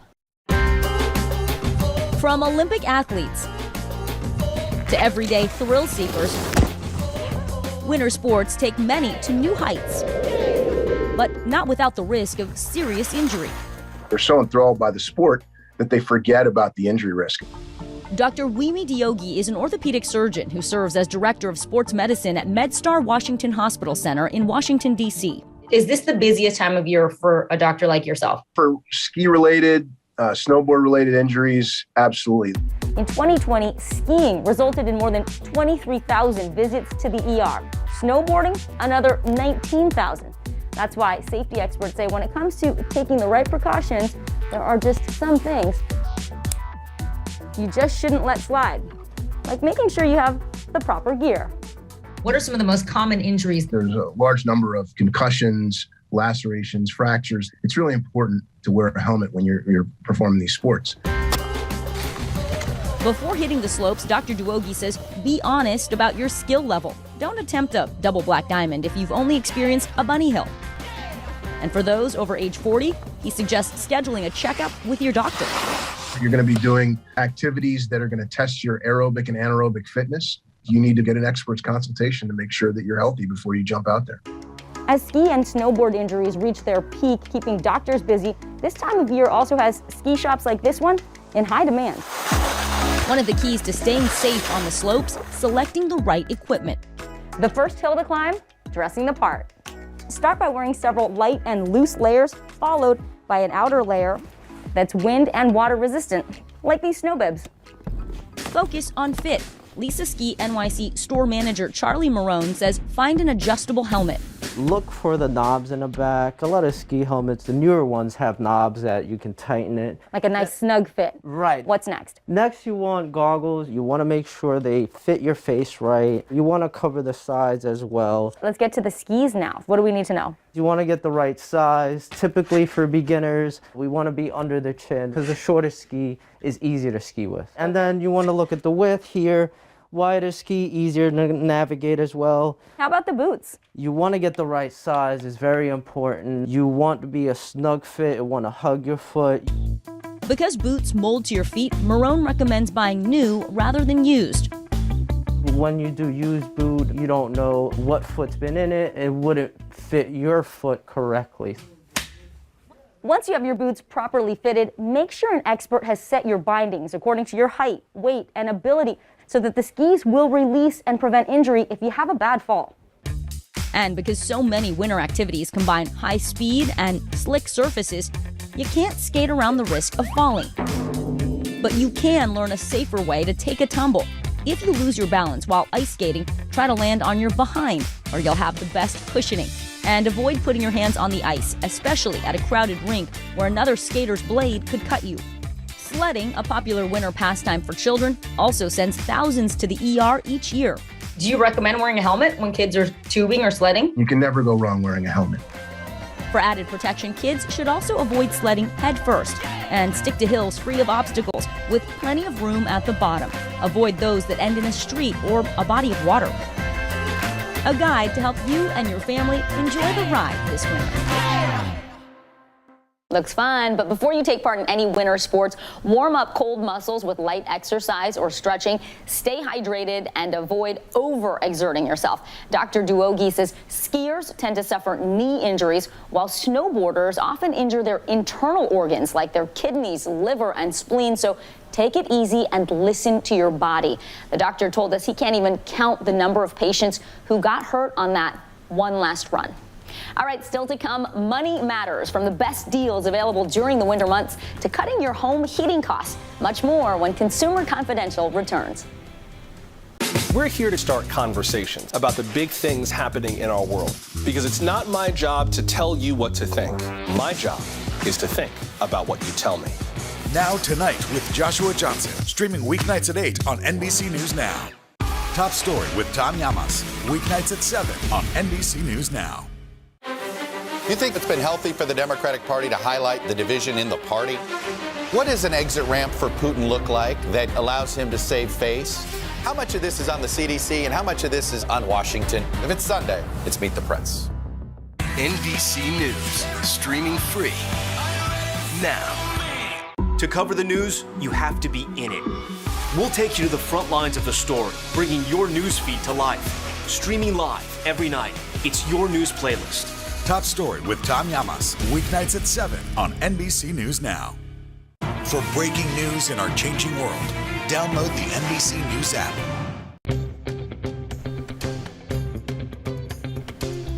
You might notice an increase in your home heating bill. The U.S. government has said the cost of heating your home could rise as much as 54% because of inflation. But there are some easy ways you can save money while still staying warm. Here with us is Amy Matthews. She's a general contractor and home improvement expert. Hey, Amy, what are some ways that we can cut down on our winter heating bills this season while still staying safe and cozy?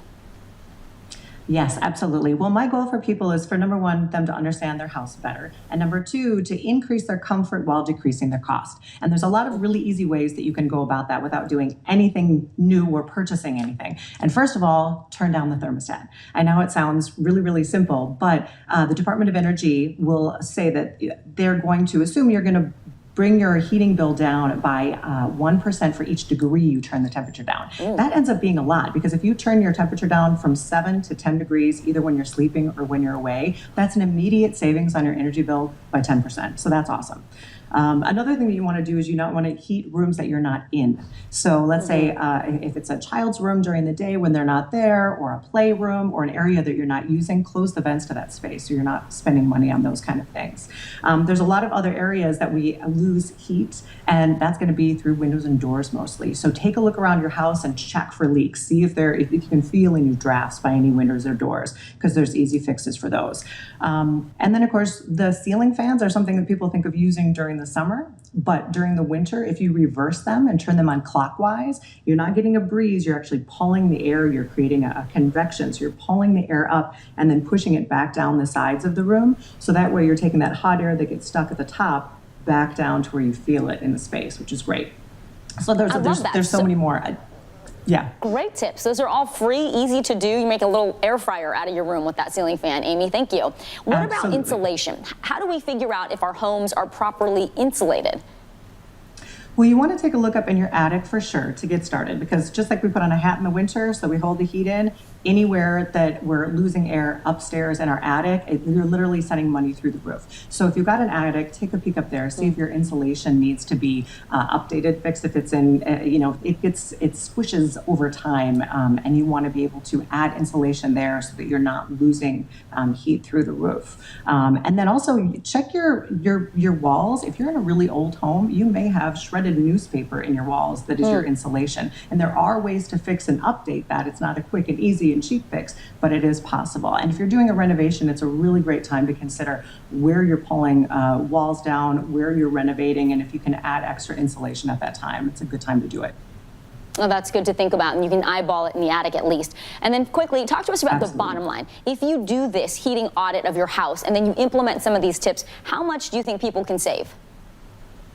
Well, right off the bat, like I mentioned, turning down your thermostat is a big one. Getting a programmable thermostat, that's going to save you a ton of money as well. If you add all these little different hacks in, I'm aiming for people to get about a 25% savings on their heating bill. And it's totally doable. But you have to just walk through the house, possibly do an energy audit. Invest in one of those is a great way to understand your house better and know where you're having the leakage, so then you can pinpoint it, because every house is totally different. But if you can add up to 25% by, like cutting down on all these different things, you're going to see a big savings, and that money goes right back in your pocket. Love it. Thank you. Very important, and to be deliberate about it. Amy Matthews, thank you. Good to have you. Thanks so much. Up next, where to find the deals during the winter months. A look at what to buy and how to find those discounts. Consumer Confidential. We'll be right back.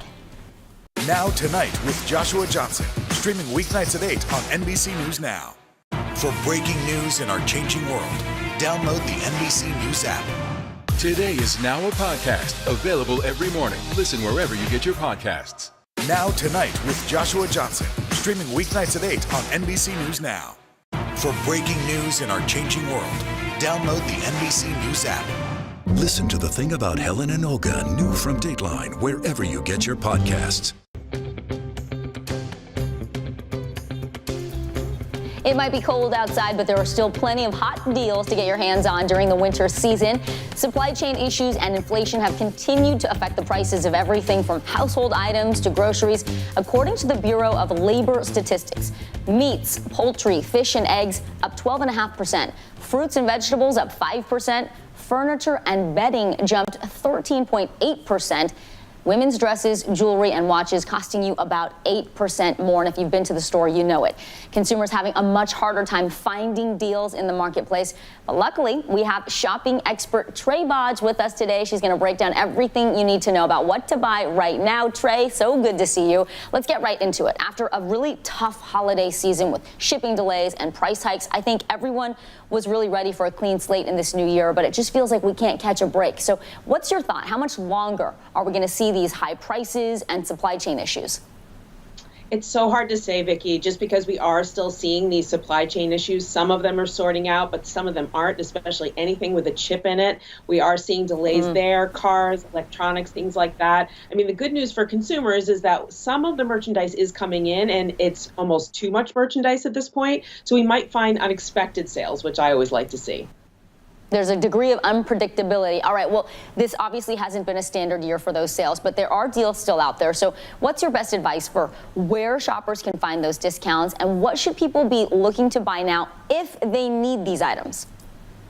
Sure. So winter apparel will be on clearance. So for instance, if your coat is old and you need a new one, or if your hat isn't warm enough, those are good things to look for. You should find clearance level deals there. And then there are certain periods in the month that I really like for saving. So for instance, we're going close to Valentine's Day. If you're looking for jewelry, we often see deals on jewelry or anything Valentine's Day themed. It's also good to wait until right after Valentine's Day and you get clearance level deals there. We have a Super Bowl coming up. The big game is a great time to invest in a new TV if you need that, or entertaining items like food, platters, glasses. And then we have President's Day. And you mentioned that big price increase on furniture and bedding. We should see some deals in that category. So that'll be exciting to see too. Oh, well, that's a great rundown for us. What are things that we might want to wait to buy right now? Sure. So I would wait on electronics because, again, we are seeing that chip shortage, and they're not typically on sale in February anyway, aside from TVs. And so I would wait, if you can, until June for that category. I would also wait on spring apparel. You may see some teaser deals, but it's not going to be anything substantial until later in the season. And then I would say toys, too, because they were just on sale in December. So you're not going to find good deals there. All right, kids, wait on the toys. When it comes to groceries, that's such a big part of all of our budgets, and it's not something that we can put off. Give us some simple strategies to use to stretch our money. Right. So you may need to go back to menu planning if you've left it behind. Look at the circulars that are in your mailbox. Go to deal sites to see if there are deals. I am seeing a lot of deals, especially on delivery services for food. And so that's a good way to strategize and save maybe 15% off, 20% off. That's a good way to go with your menu planning. And then buy in bulk when it makes sense, only on those items that you are sure that you will go through, especially if you have a bigger family. Smart shopping expert Trey Bodge, always good to see you. Thank you. Thanks so much, Vicki. And that is our time for now. For all of us at NBC News, I'm Vicki Nguyen. Be sure to join me for another edition of Consumer Confidential right here on Today All Day. In the meantime, stay warm and safe.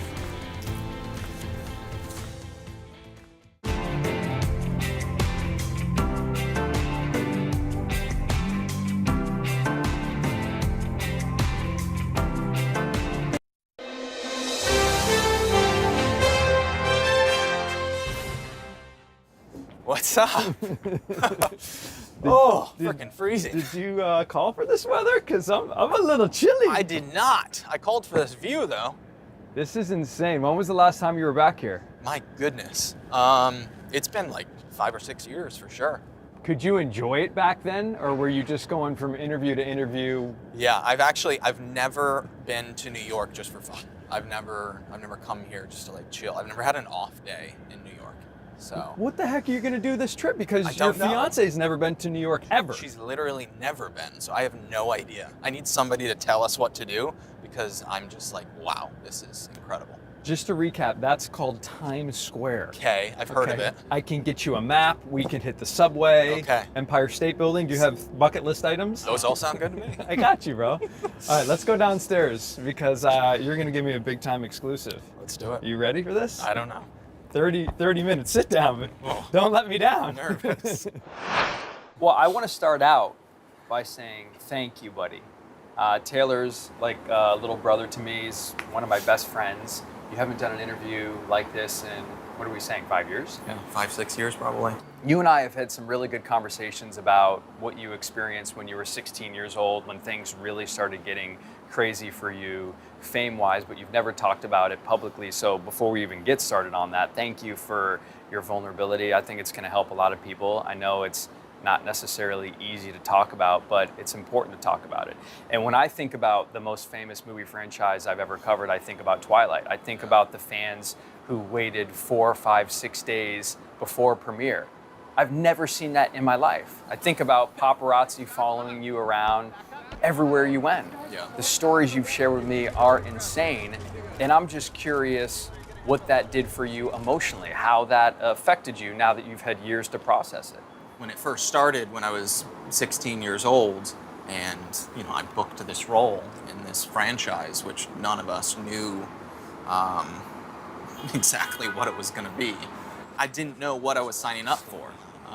I was just trying to, do what I love to do, and make this role come to life. But I didn't realize what was ahead of me, and it's. Fame's, I was thinking about this last night. Fame is, it's a weird and dangerous thing because not many things in life can come and happen overnight. Fame can, and the another thing that's crazy about it is it also can disappear overnight. Which is the dangerous part.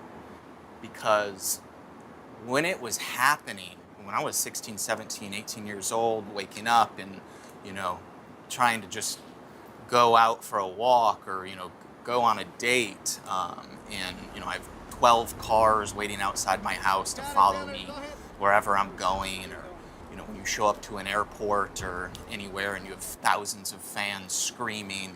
In the moment, it's like, it got frustrating because you just wanted to live a normal life, but then when that's taken away from you at all, you start to question yourself and start to be like, oh, do people not care about me anymore? And you don't realize how it affects you in the moment, but when it goes away a little bit, you notice it, and that's the dangerous part because that can really mess with your mind.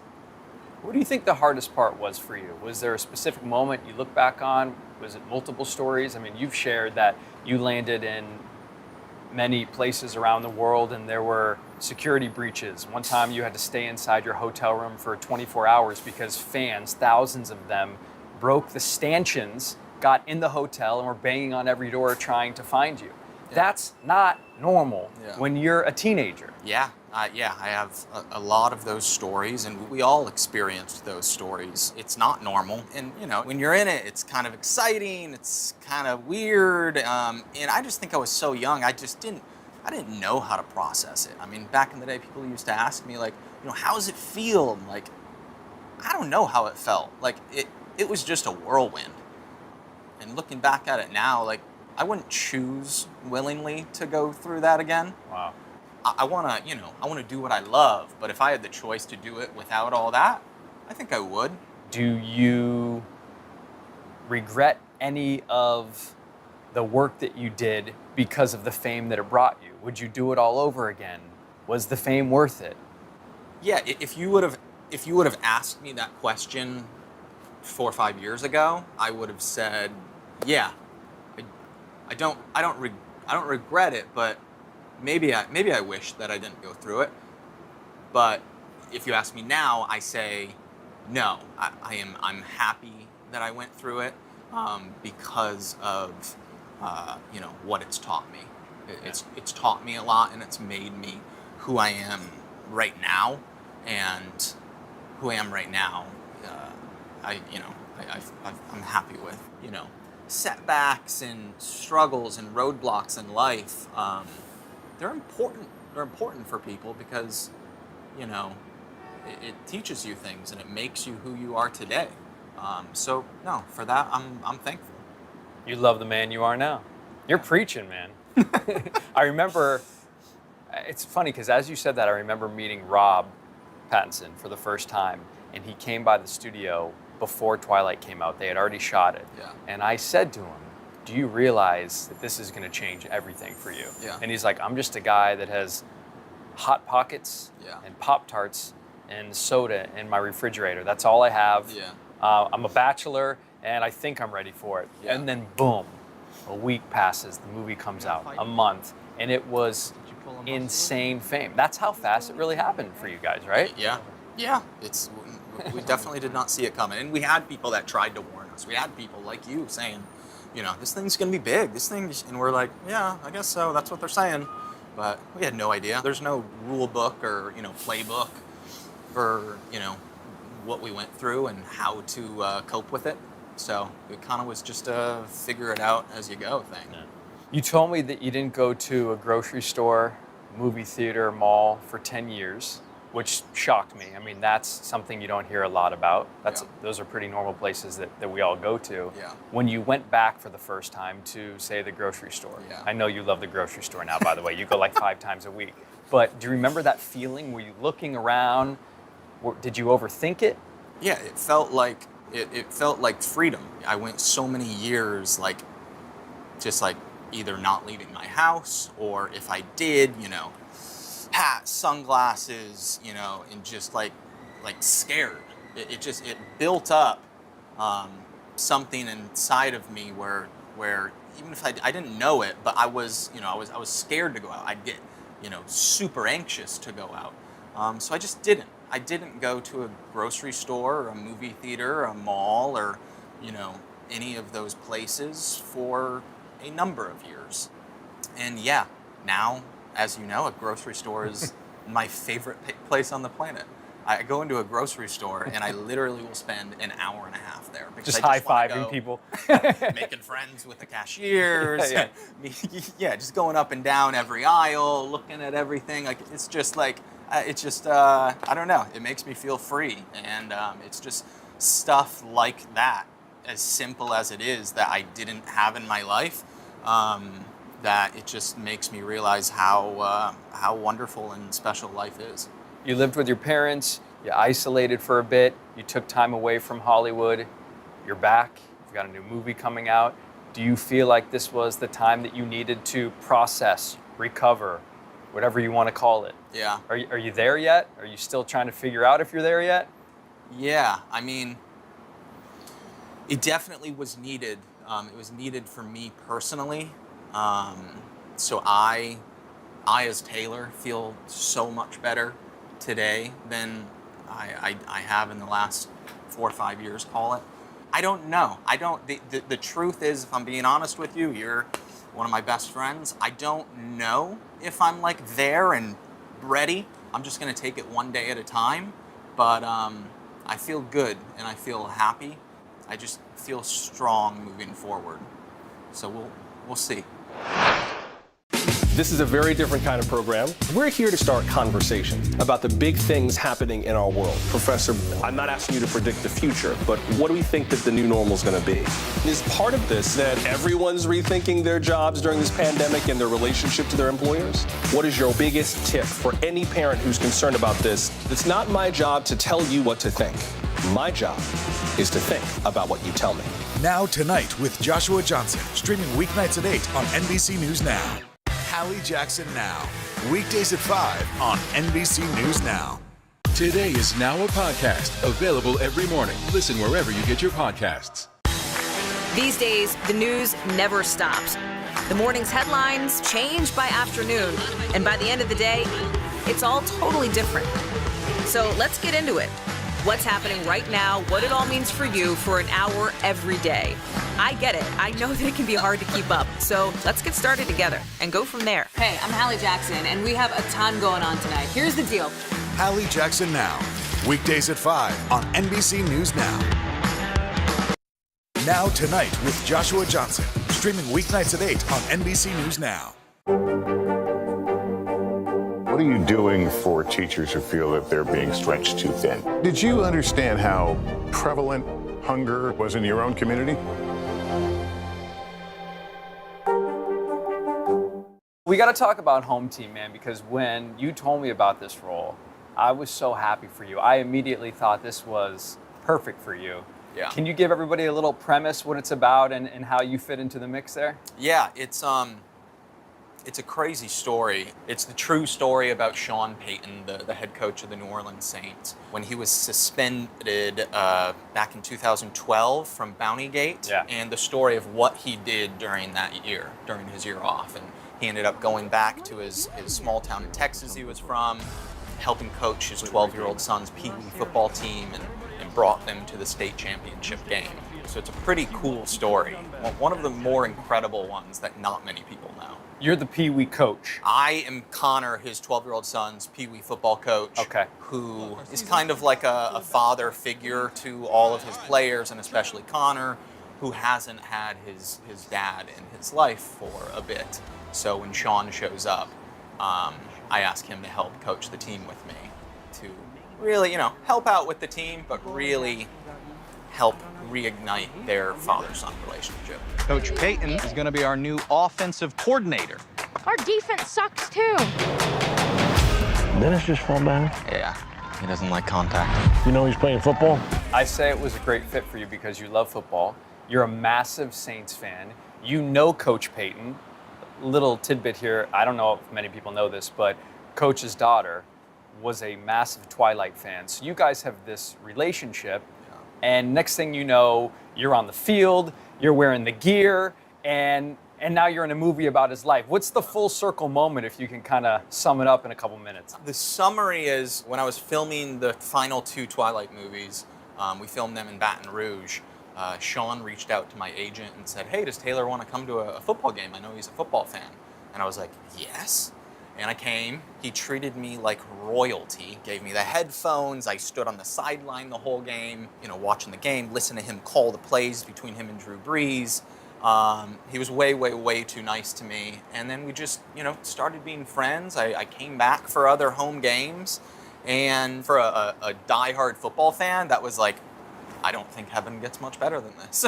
But then a few years later, I was filming Ridiculous 6 in Santa Fe, New Mexico, and he reached out, and him and his daughter Megan do a father-daughter trip each year. And he was like, hey man, want to come visit in LA for a father-daughter trip? And I was like, I'm actually in Santa Fe filming a movie, but you could stop by here on the way. And he's like, you know what, screw it. We'll just do our father-daughter trip in Santa Fe. So they did a week in Santa Fe, visited the set of Ridiculous 6, and it was there that Megan met Chris Titone, who is Adam Sandler's brother-in-law, and they started dating on the spot, been together ever since. That's been 6-7 years, and Chris wrote this movie about her father, Sean. So it's a really full circle story of, my relationship with Sean, my relationship with Sandler, Megan and Chris getting together, and then this being a Happy Madison production and a story about a friend of mine. It's pretty cool. Yeah, so Sandler produces it, and when I think about Adam, I think about a guy who is so good to his friends, so inclusive of his family. Yeah. Was that the vibe on set that you got from him? I mean, what kind of environment is it when Adam Sandler's in charge? It's the best because it's family, it's summer camp. It doesn't feel like work is the best way to describe it. He surrounds himself with amazing human beings. It just feels like you're home when you're on set. You wrap for the day, you have a choice between, I'm going to hang out with Kevin James or Rob Schneider. I mean, all these legends that you get to surround yourself with when you're working with Adam. There's got to be a lot of perks when Kevin James is someone you're starring opposite. That's a dream role I would take. Gentlemen, I've been perfecting my recipe for the ultimate energy bar. Super long! Yeah, especially in a comedy where, I don't I don't feel like I can go, toe to toe with Kevin James or Rob Schneider, like all these comedy legends. Little nerve-wracking? Yeah, to say the least. But he doesn't, or he makes me feel like I can, because he's just such a sweet human being, and it's just, you feel so comfortable with him. Kevin is just a delightful human, and I would work with him for the rest of my career if I could. I think Home Team's going to be easily #1 on Netflix. And I think the timing is also interesting because Coach Payton has stepped down. That was big news in Saints world, especially Hoda Kotb, who is a massive Saints fan. Quick comment about Coach stepping down after, 15 years with the Saints? Yeah, 15, 16. Massive, it's so sad. I'm excited for him personally. So I'll definitely be reaching out to him soon to, congratulate him on what he did for that city, not just the team, but for that city. But yeah, it's tough to see him go, but I'm excited for him. Top Story with Tom Llamas, weeknights at 7 on NBC News Now. These days, it feels like the news never stops. So let's get into it. What's happening right now, what it all means for you for an hour every day. It can be hard to keep up, so let's get started together. Hallie Jackson Now, weekdays at 5 on NBC News Now. Now Tonight with Joshua Johnson, streaming weeknights at 8 on NBC News Now. We're here to start conversations about the big things happening in our world, because it's not my job to tell you what to think. My job is to think about what you tell me. Now Tonight with Joshua Johnson, streaming weeknights at 8 on NBC News Now. What happened here is a story of loss and salvation. There were residents who hung on for dear life. This is where you took shelter, in this closet. I took shelter right in this closet right here. Rioters banged down one of the doors. Have you found a way to reconcile it a year later? It really hurt to see this place that I love so much treated with such disrespect. Was it an act of cleaning or an act of healing?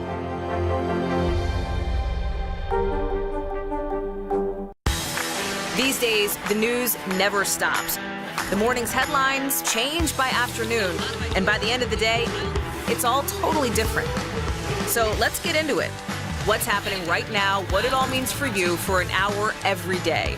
I get it. I know that it can be hard to keep up. So let's get started together and go from there. Hey, I'm Hallie Jackson, and we have a ton going on tonight. Here's the deal. Hallie Jackson Now, weekdays at 5 on NBC News Now. You think it's been healthy for the Democratic Party to highlight the division in the party? What does an exit ramp for Putin look like that allows him to save face? How much of this is on the CDC and how much of this is on Washington? If it's Sunday, it's Meet the Press. For breaking news in our changing world, download the NBC News app. You may not want to talk about this, but you definitely trimmed up for this role. What did you do to get in shape for this? Yeah, dialed in the eating, like a lot of us, 2020 just got away and I put on a few pounds, and I just, it more so was a mental thing. Like I just wasn't feeling good. Yeah. And I was like, you know what? I need to get back in, a good mental headspace before I go back to work and film this movie. So yeah, it was, getting in shape, but really more so getting this in shape. Sure.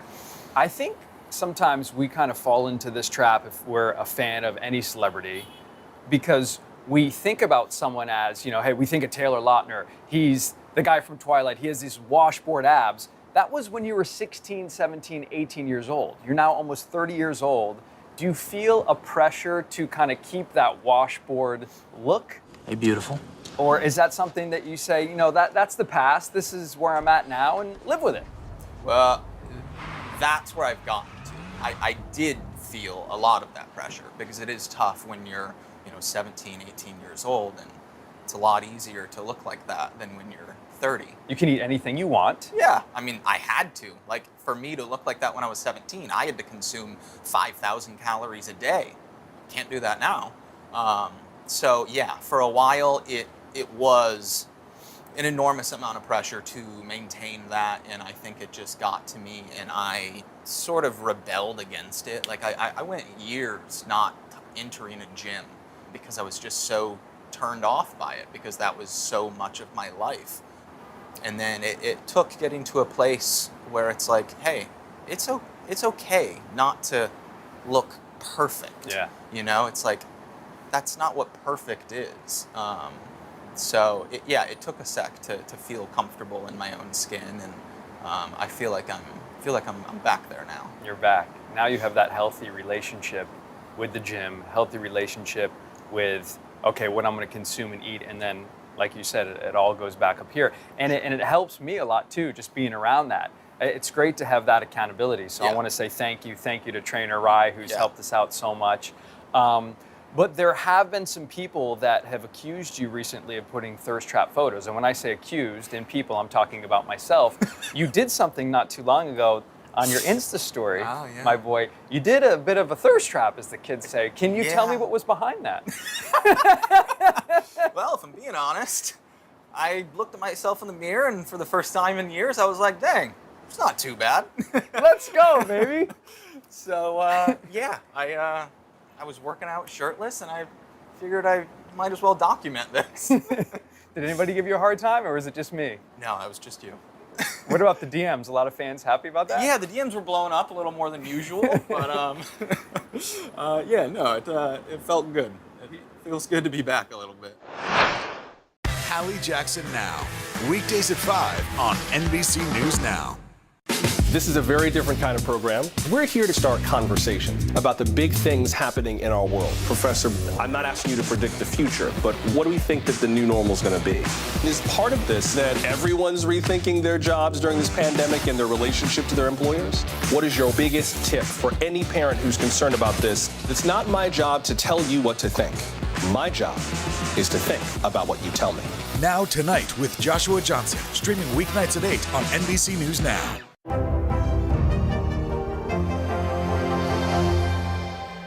Now Tonight with Joshua Johnson, streaming weeknights at 8 on NBC News Now. What happened here is a story of loss and salvation. There were residents who hung on for dear life. This is where you took shelter, in this closet. I took shelter right in this closet right here. Rioters banged down one of the doors. Have you found a way to reconcile it a year later? It really hurt to see this place that I love so much treated with such disrespect. Was it an act of cleaning or an act of healing? Today is now a podcast, available every morning. Listen wherever you get your podcasts. NBC News, streaming free now.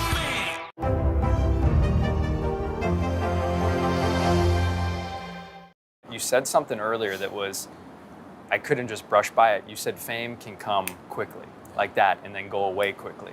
I think it's so interesting, especially now, this TikTok generation, social media generation. It can come, and that could be what everybody wants. Is it safe to say now that fame doesn't bring you happiness? That's very safe to say. You can't rely on it. But, if I was speaking to anybody, going through that, or starting to, I would just stay grounded, remember where you came from, keep your friends and family close. And you can't rely on fame, because it definitely does not bring you, happiness. Like, it can bring you temporary happiness, but there's things in life that are a lot more important. You have great friends, family around you. You have a great fiance around you. Fiance, does that even sound real when I'm saying that right now? You are engaged. Her name is Taylor. When you get married, her name will be Taylor Lautner. That became like a thing on social media. It needs to be addressed. A little pretentious, man. It's a little narcissistic. Just a tidbit. But it's been an honor to watch you guys walk together. She is the greatest of the great. Why is she your person? She's also 5 feet away, so you better be careful. She's someone I strive to be. She's the best person I know. She's gentle and caring and just a really special person. And I feel super, super blessed to have her in my life. She was a large part of getting me back, to where I am today. Huge. Stop it. I'm good. She's the best, I promise. It's just, it's cool to see it up close. And she holds me accountable. That's another thing. That's another great thing about her. Is she doesn't let me get away with anything. She don't put up with my BS.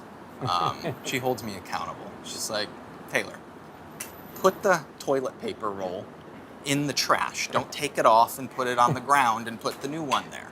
It's good for you. You know, you need don't that. Leave the dishes right there. Like, just teaching me things that I need to know. The engagement night was so cool.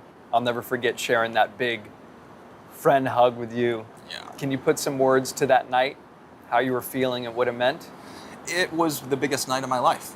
It was the biggest moment of my life. That moment is going to be who I am, who we are for the rest of our lives. And I know, you know, if I have her, everything's going to be okay. Yeah. And I have a lot of people like that in my life now that I'm so thankful for, you being one of them. Yeah, it was a wonderful, magical night. I was so nervous. But it's normal. It went perfectly. I couldn't have wished for anything more. It was a beautiful night, and yeah, I'm really looking forward to this next chapter. It is incredibly important to point out that Taylor is a massive Twilight fan. Is it safe to say that fans can marry a movie star? Normally it's this fantasy, oh, I could never spend the rest of my life with fill in the blank. That's what happened here. It is safe to say, but I'm going to call her out here. She was not Team Jacob. So she is marrying the other team. Which team was she on? Oh, she was Team Edward all the way. She was a Robbie Pats fan? Oh, yeah. This is unbelievable. Breaking news. I don't even know if I knew that. Yeah, she was diehard Team Edward. But, you know, I've converted her. Do we know if she slid into Rob's DMs? You might need to talk to your boy. I should probably. Thankfully, he doesn't have an Instagram. Oh, yeah, good point. I know that. Before we go, you got a big milestone coming up. The big 3-0. Do. This is a birthday you can't just brush by. Yeah. Do you have thoughts about turning 30? Do you feel 30? Yeah, I do. And honestly, I mean, people ask me all the time, they're like, you nervous about it? Like, how do you feel? And to be honest, I feel real good. I feel like my 30s are going to be good years. I feel like I have gotten to a place in my life that I feel super happy with, and I feel like I am entering my 30s at the perfect time. So I'm really looking forward to it. Well said, my boy. You're going to be going to the wine country. Oh, yeah. We'll be there with you. Yeah. Do you have anything planned beyond that, or is that something that Girl Tay is going to handle? Nothing planned beyond that. You know, we'll celebrate my birthday, and then hers is right after, and then we'll probably get into, you know, thinking wedding. We haven't talked about it too much yet. I didn't even ask about the wedding, and you're going there. I thought that's what you were implying. No, I was simply saying what's going to happen in Napa Valley. Oh. Drink some wine, have some food. Guys talking about the wedding already. I am all ears. Oh, we can go back to wine No, talking. I want to know about the wedding. No, there is no plans. We're really just we're taking the time to soak this moment and this feeling in because it feels so good, and we're just so excited. But yeah, soon we'll start to think and talk about that. I love it. I love you, bro. Thank you so much. I love you. This means a lot. And thank you for making me feel comfortable enough to talk about it, because it's important to talk about it. It's important, and I didn't do that for so long. I just kept it all inside and didn't speak to really anyone about it, and that's it's super important too. And you were a huge part of getting that out and getting through that. I love you, man. Thank you for saying that. It means a lot. I think it's important to talk about our feelings. Absolutely. And now you're encouraging me and so many other people out there. So I love you to pieces. Love you. Thanks, you. brother.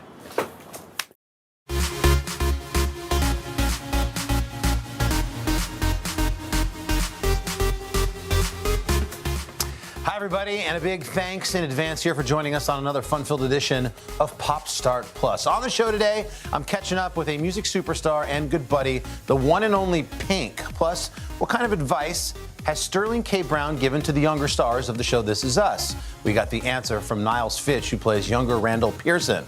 Also later on the show, an adorable peek into our vault to honor Dakota Fanning's birthday. But first, as we always do, let's take a look at your Pop Start headlines. We're going to start with Michael Bublé. It is a family affair for the singer's latest project. On Tuesday, Bublé dropped a music video for his latest single, I'll Never Not Love You. The Grammy winner and his wife, Luciana, co-star in this video, where they recreate scenes from some of the biggest romantic movies of all time, including Love Actually, The Notebook, and even Casablanca. Here's a look. I'll never hurt you like he hurt you. I'll never say goodbye. I'll treat you right.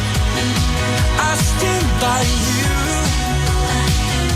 And no matter whatever happens, I'll never not love you. You seen The Notebook, Tom? Yeah, I just saw it for the first You time. did? Oh, yeah. Did you cry?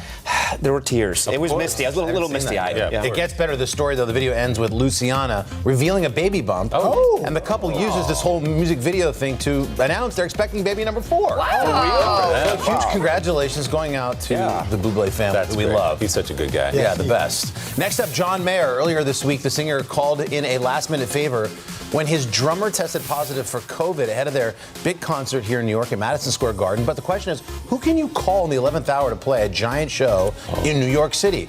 The answer is legendary Roots drummer Questlove, of course. Wow. Mayer revealing on Instagram that Questlove jumped in to help him out in literally 1 hour's notice. Crazy. Wow.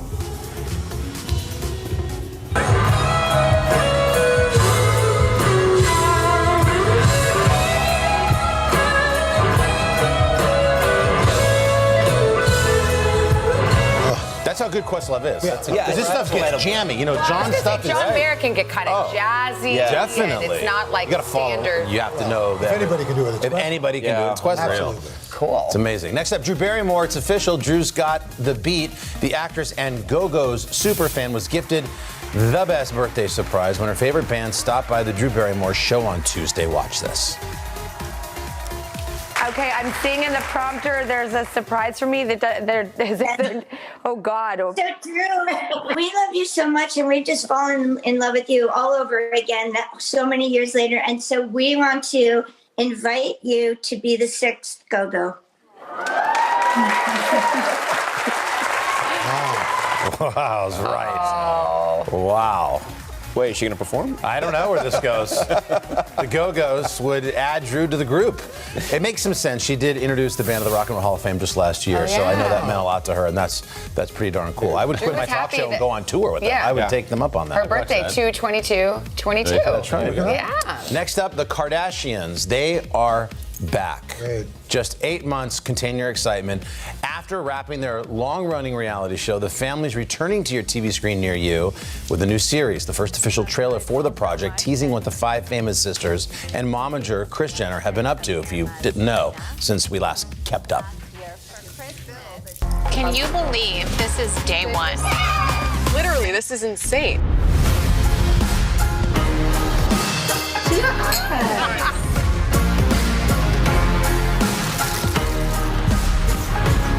I love us. This makes me so happy. She's never had a reaction like that from me, and it's happened like a few times. That could have been the title of the show or the That's it. series. That's it. I love us. We're amazing. What a family. I love me and you, Sissy, and you, and you, and you, and you, and you, and you. And me. I love us. The family's new show, simply called The Kardashians, premieres April 14th. Thanks to our friends at Hulu for bringing it back. And finally, our buddy Nathan Chen, after swinging by our studio on Tuesday, the gold medal winner popped over to the Tonight Show, Jimmy Fallon, making Olympic-level figure skating look almost too easy. Nathan giving Jimmy a lesson in landing the perfect axel off the ice. Give this to you. Forward. You start off on the right. Yep. Step forward on the left. Kick through, and you rotate, and then land on your right. So it's like, kind of like the electric slide. Yeah, I understand. Sure. All right. So let's But then break it down. when do you Instead of go doing- up? Instead of doing a full rev, we'll just do half a rev. So you go here, jump up, jump, and land. There it is. Okay, there it is. Big shout out to Nathan, who was so gracious yesterday as we surprised him with his mom. He immediately took off that gold medal and gave it to his mother, who had driven him to, I think he said, to Utah at a whim for all the practicing that he has done. That was a really cute moment. Sometimes they would sleep in the car. Yeah, you know, that was amazing. Yeah, that was a nice moment. moment. That's your pop start, everybody. And we've got a few more items for you, starting with Inventing Anna, the new scripted series about con artist Anna Delvey just hit a major milestone over on Netflix. Inventing Anna has now racked up the most viewing hours of any English language show since the streaming service revised its reporting data just last year. In 1 week, the Shonda Rhimes show was streamed for 196 million hours. It leads the Netflix pack, ahead of creepy romantic thriller You, Season 3, and Henry Cavill's sci-fi smash hit, The Witcher. Now, as for non-English shows, nothing compares to Squid Game, which has accumulated over 570 million hours of streaming. And finally, Simu Liu. It turns out there's a lot of love behind the scenes in the Marvel Universe, because at a recent appearance for the Jewish youth organization BBYO, Leo revealed a sweet voicemail memo he received from Spider-Man actor Tom Holland. It's all too confusing, but he let everybody hear what Tom said to him. Take a look at this. Dude, I just watched Shang-Chi, bro. That film is so awesome.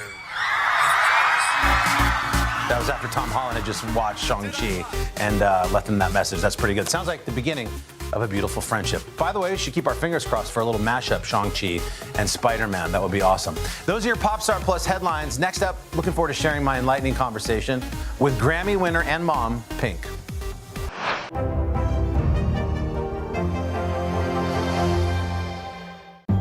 In the City of Angels, two kindly old ladies wanted to help homeless men get off the streets forever. And so they did. Listen to The Thing About Helen and Olga, the new podcast from Dateline and Keith Morrison. What are you doing for teachers who feel that they're being stretched too thin? Did you understand how prevalent hunger was in your own community?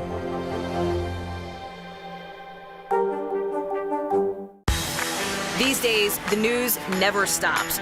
The morning's headlines change by afternoon, and by the end of the day, it's all totally different. So let's get into it. What's happening right now, what it all means for you for an hour every day.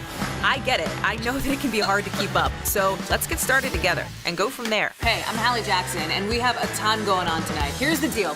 Hallie Jackson Now, weekdays at 5 on NBC News Now. Listen to The Thing About Helen and Olga, new from Dateline, wherever you get your podcasts. NBC News, streaming free now. We're here to start conversations about the big things happening in our world, because it's not my job to tell you what to think. My job is to think about what you tell me. Now Tonight with Joshua Johnson, streaming weeknights at 8 on NBC News Now. And welcome back to Pop Star Plus. My buddy Pink has become, well, a pop icon, a Grammy-winning star who shines on stage and off. And I had the chance to catch up with her about life and her latest interesting project with the Calm app.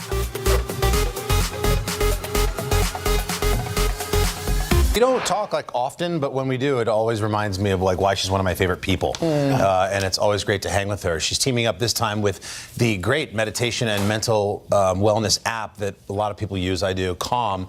And today she's releasing her first of 3 different bedtime stories that she's going to have on the app. This one's called The Pink Sheet for Calm Kids. And while her music may get the party started, Pink's soothing voice may finally put our kids to sleep. Hi there. Negativity. I have anger and regret and negativity going. Leave me alone. The hunt for some peace and quiet is something rock superstar Pink knows all too well. Well, at least you don't have to listen to the Minions every single night. Hello, is everyone ready for bed? All right, you got to get out of that house. We need to get you on tour ASAP. You're losing your dude. I lost my so long ago. On stage, Pink is legendary for her boundless energy and all those powerhouse anthems. But at home, the Get This Party Started rocker is trying to shut it down with her 2 kids, 10-year-old Willow and 5-year-old Jameson. There's this whole other side of me that people don't see, Carson.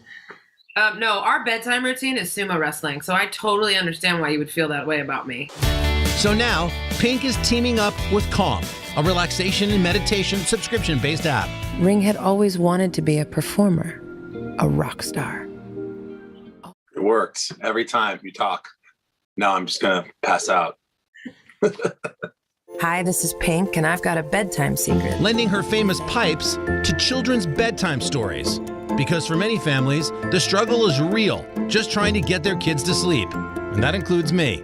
I've been using Calm for years, and that's how I fall asleep. So when I heard they were doing a Calm Kids, I was like, I want to do that. I want to read stories to kids. And so I tested out my stories on Jameson, and he requests them now. So Ooh. Before Ring discovered her circus, she was a little girl just like any other kid. I listened to your sleep story. I didn't know how your voice would play in my head as I'm trying to shut things off, because I associate you with like, turn that up. I know. I was actually worried about my voice because you have to go really slow and not be raspy and sound like an 85-year-old male smoker. So that was what I was worried about. I'm of the, if you can't beat them, join them a little bit, like with the phone. Jackson's on TikTok, and I'm like, bro, please, it's getting late. Your brain's like firing right now. I need your brain to go the other way. I sort of love this Calm for Kids idea because it's just so realistic, and hopefully they're winding down and listening and getting lost in these imaginative stories that's read by you. We can't get around technology. You want to listen to a story at night that fires your imagination and helps you drift off to sleep while not being afraid of the dark. I'm all about it. What was the recording session like compared to how you normally, record music? So the whole thing was just about slowing down, but it does start to feel pretty ridiculous at the end because you get to a certain part of the story and they're like, okay, now imagine the child is asleep, so nothing can be too inflected or too exciting, and you have to go very, and I'm like, okay. He's like, start again. I'm like, I last spoke to Pink 9 months ago for her documentary, All I Know So Far. She's had some wear and tear from performances since then. You see my cool new scar? Now, what was that about? What happened there? It's from headbanging. Rock and roll is a contact sport. It's been 3 years since Pink last toured due to the pandemic, and she says she can't wait to get back out there. I'm going on tour. I gotta get out of my house. I gotta get out of here. I miss my family, my tour family. I miss people. I'm ready to go. So excited. She has to get out of the house. Yeah, I love her. I don't know to tell you, when she did, just her being a mom, or the stories that she talks about, Willow, her 10-year-old daughter, she said, she's like, oh, she wants a phone. And she comes to me, she's like, Mom, I want a phone. And she's like, all my friends have a phone. I'm like, I don't care what all your friends have. You're not getting a phone. Like, I love that side of Pink, because it's so relatable to all of us. But she's got 3 new stories that are all coming out starting today on the Calm app, so check them out. It's been so much fun getting to know Pink over the years. Always a good laugh when we hang out, and we're wishing her nothing but the best. That Calm Kids app looks pretty cool. Coming up next, we are one-on-one with one of the young stars from the beloved This Is Us. Stay tuned. NBC News, streaming free now. These days, it feels like the news never stops. So let's get into it. What's happening right now, what it all means for you for an hour every day. It can be hard to keep up, so let's get started together. Hallie Jackson Now, weekdays at 5 on NBC News Now. Today is now a podcast, available every morning. Listen wherever you get your podcasts. Hallie Jackson Now, weekdays at 5 on NBC News Now. Today is now a podcast, available every morning. Listen wherever you get your podcasts. You think it's been healthy for the Democratic Party to highlight the division in the party? What does an exit ramp for Putin look like that allows him to save face? How much of this is on the CDC and how much of this is on Washington? If it's Sunday, it's Meet the Press. This is a very different kind of program. We're here to start conversation about the big things happening in our world. Professor, I'm not asking you to predict the future, but what do we think that the new normal is going to be? Is part of this that everyone's rethinking their jobs during this pandemic and their relationship to their employers? What is your biggest tip for any parent who's concerned about this? It's not my job to tell you what to think. My job is to think about what you tell me. Now Tonight with Joshua Johnson, streaming weeknights at 8 on NBC News Now. To cover the news, you have to be in it. We'll take you to the front lines of the story, bringing your news feed to life. Streaming live every night. It's your news playlist. Top Story with Tom Llamas, weeknights at 7 on NBC News Now. Top Story with Tom Llamas, weeknights at 7 on NBC News Now. What are you doing for teachers who feel that they're being stretched too thin? Did you understand how prevalent hunger was in your own community? NBC News, streaming free now. And we're back. Niles Fitch has spent 6 seasons playing teenage Randall Pearson on This Is Us. The now 20-year-old told us what it's been like to soak in Sterling K. Brown and Milo Ventimia's mentorship and gave us a peek at his latest movie called The Fallout.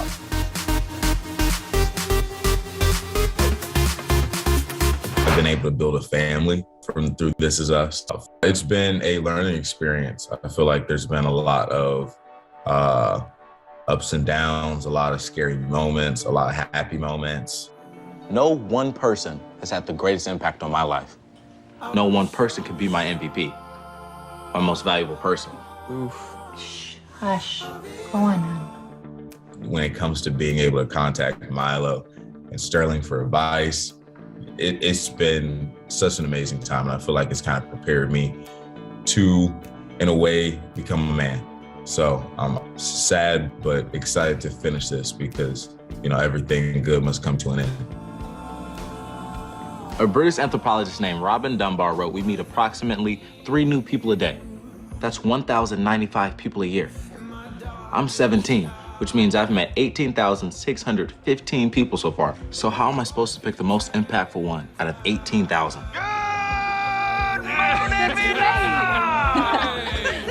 I was doing a scene and it had to deal with me having a transformative moment, and I couldn't be a kid anymore. I had to be, in a way, Sterling. And when, you know, I did it, him and I had a conversation after, and I was like, dang, 6 years, you know, and me, Sterling, Lonnie, none of us have ever really talked about what it is that we do that makes us Randall. So for the past 6 years, for everybody to be saying about how we play it so similar, and you know, all that has been such an interesting thing. But I would say, Sterling, instead of giving me acting advice, because I feel like any actor can give you acting advice, he gives me real life man advice, and that's what I need personally. So it's because that makes me a better person, a better actor, better everything. So that's kind of the advice that I'm always trying to hit Sterling up about, because there is no blueprint in order to be, you know, get to where a Sterling, you know, is. So being able to just have somebody that I can talk to about, you know, things like that is really interesting. Because I do mainly only work with Kevin or Logan, Hannah, Mandy, and Milo. It is sometimes hard to run to the other cast, but John is the funniest man on set. Chrissy is the nicest lady ever. Literally every time I see her, she puts a smile on my face because of how kind she is. So there's every cast member I probably have a funny, interesting story with. I for sure have my favorite episode, and I'm super biased. It's the one that I was featured in the most.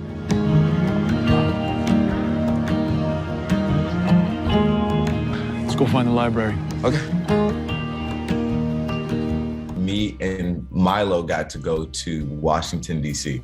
to film at Howard because it's an episode about Randall going to visit Howard.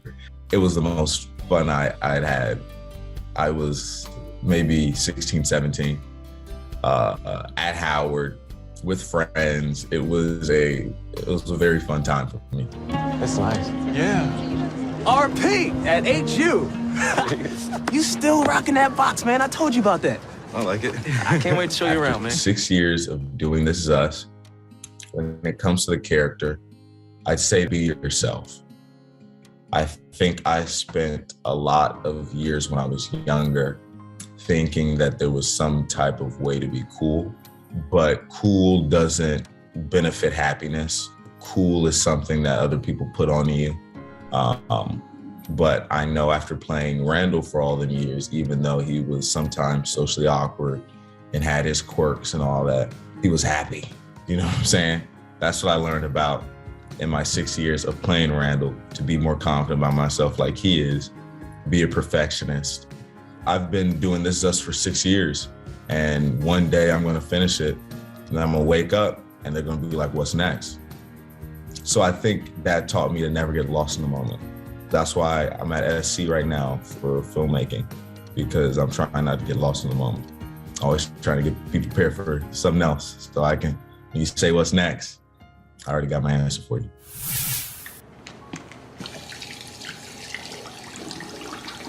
You don't even need to wear makeup. Sorry, what? I just said you don't even need to wear makeup. What was that? Fallout follows Veda trying to cope with the traumatic events that took place at her school that day. I play Quentin, and you meet Quentin in the first half of the movie, and he is having to cope and try and understand how he's going to traverse life now with the passing of his brother.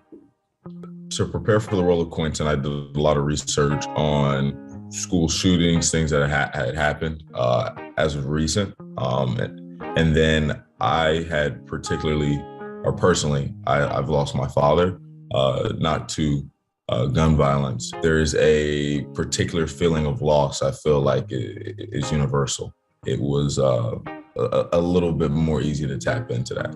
I think it was important to address teens and adults in the fallout, because this is something that affects everybody. So not only are kids afraid of going to school, but parents are afraid of sending their kids to school.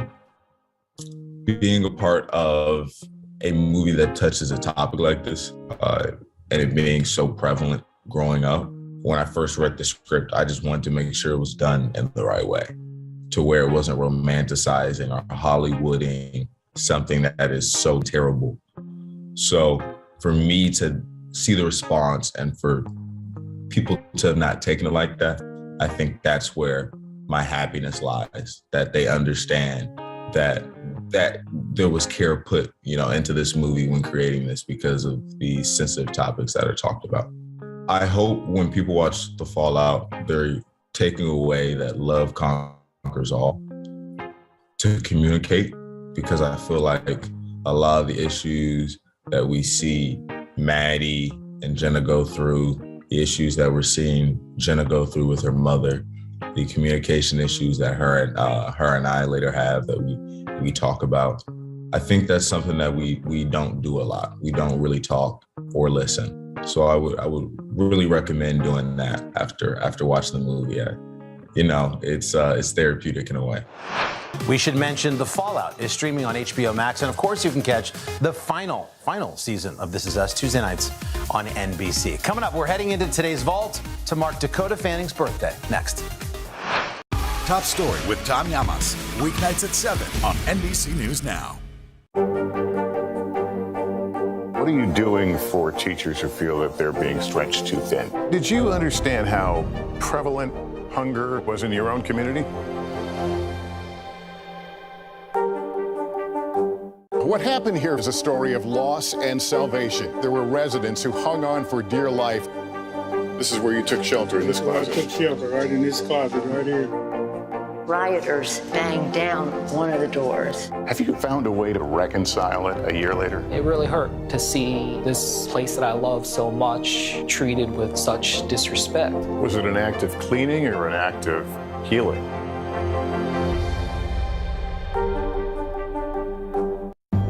In the City of Angels, two kindly old ladies wanted to help homeless men get off the streets forever.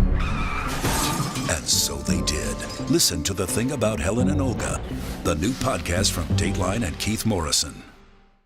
These days, it feels like the news never stops. So let's get into it. What's happening right now, what it all means for you for an hour every day. It can be hard to keep up, so let's get started together. Hallie Jackson Now, weekdays at 5 on NBC News Now. NBC News, streaming free now. Today is now a podcast, available every morning. Listen wherever you get your podcasts. Welcome back to Popstar Plus. 2003 brought us the movie version of The Cat in the Hat, and one of its young stars was Dakota Fanning. We've got a special clip featuring the then 9-year-old from our vault today in honor of her 28th birthday. Actress Dakota Fanning is making quite an impression. Just 2 years ago, she was the youngest person ever nominated for a Screen Actors Guild Award. That was for her touching performance as the daughter of Sean Penn, who portrayed a mentally retarded father fighting for custody in I Am Sam. This summer, she played a precocious child who learns about life from her nanny in Uptown Girls. And now Dakota is playing Sally, the control freak sister trying to rein in the Cat in the Hat. He ruined it. You don't try, you do. Yes, ma'am. Dakota Fanning. You're ready for your close-up, aren't you? Nice to see you. How are you? I'm great. I have to mention, you have some very cool kicks on this morning. Here, put them down like this. I got them in New York here. They're Mary Janes, and they have sort of little Edgar Ballerinas. Degas ballerinas on them. They're so cute. They're like my new favorite. Well, they look comfy too. So Yes. how are you? I'm great. I'm so excited to be here. Well, it's so fun to have you. Now tell me a little bit about your love of Dr. Seuss. Are you like, well, you're not like your average 9-year-old, that's for sure, but when you were smaller and still today, do you like Dr. Seuss books? I do. I read them to my sister. She loves them. So, yeah. How old's your sister? She's 5. She's 5. Mhm. Do you have a favorite, Dr. Seuss? My favorites are Cat in the Hat and Green Eggs and Ham. Yeah, I So, like Green Eggs and Ham, I've read both of those like hundreds of times to her. Now, you must have had so much fun being in this movie. You play Sally, who is a prissy control freak. Yeah. yes. Was it fun playing someone like that? Well, who's so tightly wound? Yeah, well, I think it's fun in movies where you get to do something that you would never get to do in real life. And some of the things that Sally loves to do is she loves to make lists, and she loves to cook, and she loves to make the cupcakes, and that kind of makes a mess, sort of. But she's kind of like me in a way, but then not really. This is a very funny scene where she's on her sort of kind of kid. I know it's a Palm Pilot. Mark's like Palm Pilot, but it's sort of a child's version. Right. And you know, one of the things on her to-do list is be spontaneous. Yeah, there's some weird things on her list. As we Very can strange. see, Conrad, her brother, is the polar opposite of Sally. Total opposite. And therein lies some of the conflict of the movie, right? Right. Well, I think Sally just feels that why can't Conrad be like her, sort of, you know, just be neat and tidy, and she feels that it's just so easy to do that, and what doesn't he understand about that? And so they kind of learn to appreciate each other, and that's kind of one of the main lessons. They're being raised by a single mom, played by Kelly Preston, with a really creepy boyfriend. God, Alec Baldwin was so good with him. Yeah, he was so creepy. Yeah, he was. Wasn't his he character was disgusting? disgusting. But he played such a great character, and that's one of my favorite characters in the whole movie. And it was like, but he's so nice, and then he was so mean. But in person, we should point out that he's a very nice guy, he's a right? very nice man, yes. I'm looking at your teeth. You look like I did when I was in first grade. Yeah, I got them pulled about a month ago. Oh, you did? Mm-hmm, yeah. Why? Because they weren't coming out quickly enough? Exactly, and I had to make room for my permanent teeth, so all my teeth that I've lost have been pulled. Oh. And yeah, but I love getting them pulled. You loved getting them pulled? I loved them. What are you, a nut? I don't really care if I don't get them pulled. That's fine. If I do get them pulled, that's fine. But the thing that hurts about it is when you get the injection. Oh yeah, Yeah, the but it would numbing hurt a lot thing. more without the injection. Trust me on that. Yeah, exactly. I love Mike Myers. How much fun was he to work with? And I could tell when he was ad-libbing some things. Yeah. Like, look at you. Does he ad-libbing that a lot? Yes. He does, but to work with him, I think just to be in the movie was such an honor, to be in a classic, especially with all the great actresses. And, you know, Mike had such a hard job with all that makeup on. Oh, yeah, that must have been. It must have been really took 3 uncomfortable. hours. It did? Yes. And he must have been really, schwitzing under there, right? Yeah, really, and he never complains at all. And then the Things had to have that on, too, Thing 1 and Thing 2. Always fun to travel back in time. That's going to do it for Popstar Plus. We're going to have another terrific show for you tomorrow, including all the buzz surrounding the big return of the original Law and Order. Have a great day.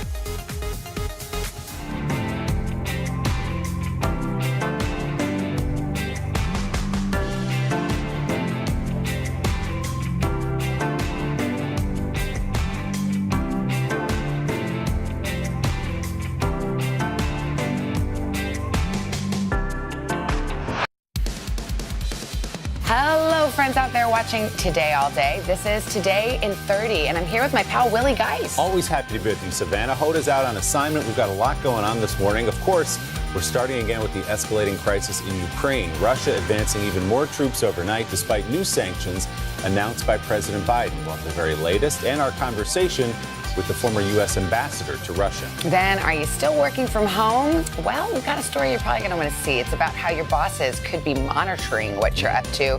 And guess what? It can happen when you don't even realize you're being watched. We'll let you know what you can do to protect your privacy. All that, plus the man, the myth, the legend, Sam Elliott. He stopped by to chat with our third-hour crew about his new show, 1883. And I understand on the fourth hour, you and Jenna got the scoop from Justin Sylvester. It's Trends Day Wednesday. You better believe we did. A sneak peek at a new Elvis movie? Well, I prefer Purse Day Thursday. I'll take Trends Day Wednesday. Well, if you do well on Trends Day Wednesday, maybe you'll be invited back for Purse Day Thursday. It's an audition. All right, let's get this show on the road. It's time for We Do It Together.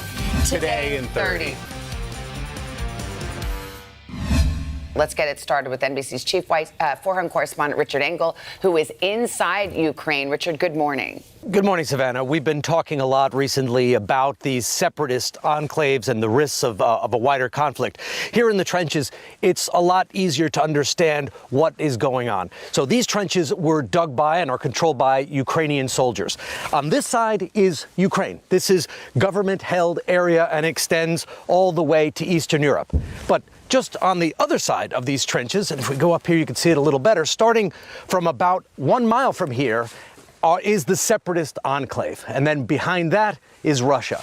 And this is where Vladimir Putin has been sending in extra troops. And just over the last several hours and over the last several days, the separatists, now backed by Russia, have been firing artillery and mortars over these trenches at Ukrainian villages. And the next step could be a potential conventional assault unless Putin can be deterred. Signaling no compromise, Vladimir Putin this morning said Russia is always open to direct and honest dialogue, but that its security concerns, which he said include NATO expansion, are non-negotiable. Addressing Russians, he praised the country's military, saying it would continue to develop cutting-edge weapons, including evasive hypersonic missiles. The Pentagon believes Russia has already deployed them near Poland, along with the 150,000-plus troops ringing Ukraine. Hours before Putin spoke, Ukraine's President Zelensky mobilized his national reserves, vowing never to give in as Ukraine edges closer to an open war that threatens the stability of all of Europe. This is what it's like now to live in Ukrainian villages near pro-Russian separatists. The Ukrainian Interior Ministry, which posted the video, said separatist fire here killed 1 man. The separatists have dramatically increased their attacks over the last several days, goading the Ukrainian military to respond now that they have protection from President Putin, who yesterday extended the goalposts, saying he doesn't just recognize the independence of Russian-speaking separatists in territory they already control, but also in vast areas now firmly in the hands of the Ukrainian government, including the Soviet-era industrial port city of Mariupol, home to 450,000 people. Last night, protesters gathered in this city to support their government. People here are getting nervous. Among them, Victoria, a 28-year-old musician and missionary, along with her husband and son. I can say I have all of our documents with me in my backpack in case something starts. I also feel brave because I know that these people will never give up. Putin describes Ukraine as a historic part of Russia that needs to be saved from its NATO-loving puppet government. We don't feel that we have to be saved by him because we speak Russian. Do you think that he's going to stop? I'm afraid that he wants to keep going. And if he does keep going, what does that mean for you, for the people here? It doesn't mean that it's a time of peace. It means it's a time of sadness. It's a time of war, of death. And Savannah, just in the last few minutes, while that report was airing, we heard more rounds fired from the separatist areas landing in Ukraine. And the Ukrainian government said that it is now taking steps toward implementing a state of emergency. Thank you. And joining us now is Michael McFaul. He served as U.S. ambassador to Russia during the Obama administration. Mr. Ambassador, good morning to you, sir. Good to see you, Savannah. Well, let me ask you, are these sanctions that really bite? Do they go far enough? Should the U.S. have thrown everything it's got right away at the first sight of an invasion? Well, I think they were good. It was a good start. The president was very strong yesterday, calling this an invasion for what it was. When those soldiers moved into those breakaway republics, they were moving into Ukrainian territory. So I thought it was right response. But he hasn't thrown everything at them yet that they are planning, because they expect that this invasion will escalate. And they want to have something to do when it finally does escalate as widely as the president himself has already warned the American people. A lot of folks are asking whether diplomacy is still available. Some say, is there a face-saving way for Vladimir Putin to get out of this? Does he care about that? Well, first of all, he doesn't care about face saving. Who's he saving his face in front of? The generals, the Russian people. It's a dictatorship in Russia. Second, I listened to his speech. He gave an hour-long speech last night, or 2 nights ago by now. It was an angry speech. It was a rambling speech. It went on about history. It basically was a justification for Russia to seize Ukraine, a country that he doesn't believe should exist. And Ukrainians as an ethnicity, he doesn't think exists. They're part of Russia. So I didn't hear anything in that speech that suggested that he was interested in diplomacy. And from his perspective for a moment, he has taken some pretty big risks on the world stage and probably felt that he didn't have much consequence. Do you think that's how he views this situation? Savannah, tragically, yes. He's comfortable with war. He's gone to war 4 times already as president and prime minister. Chechnya, 1999, Georgia, 2008, Ukraine, the first time he invaded, 2014, Syria, 2015, and every time he won.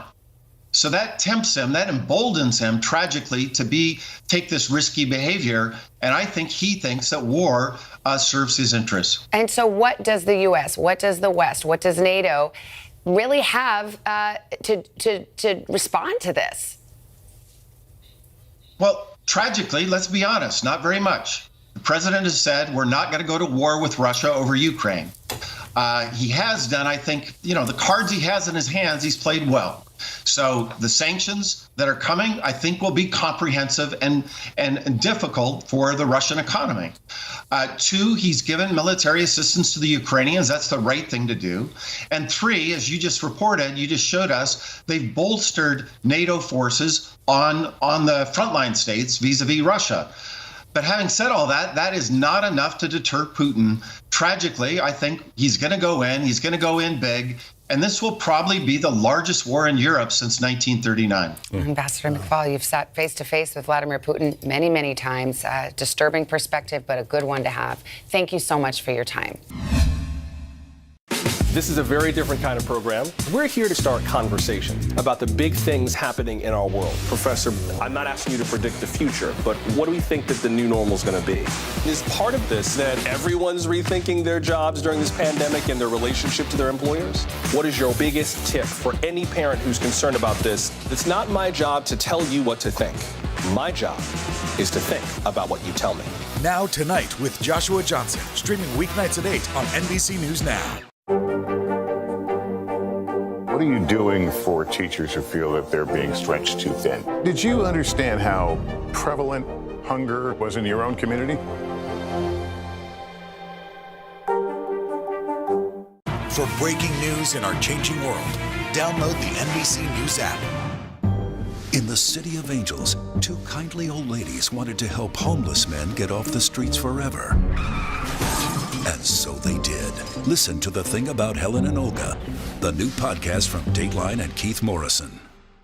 The Sunday Sit Down with Willie Geist podcast. It's the conversations you want to have with the people you'd love to meet. Get your money's worth. Unedited, unfiltered. See ya! Sit down with Willie and listen wherever you get your podcasts. Hallie Jackson Now.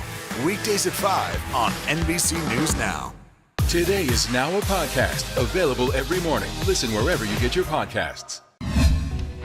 We are back with today's consumer. As many Americans continue to work remotely, did you know your bosses may be tracking your activity through company-issued phones and computers? Yeah, they're using software commonly known as tattleware. And NBC senior consumer investigative correspondent Vicki Wynn joins us with what that means. I think we got an idea. Yeah, indeed. It's right there in the name, isn't it? Good morning. These software programs started as a way for employers to keep an eye on what you're doing and to monitor for things that could get the company in trouble. Think insider trading or accepting bribes.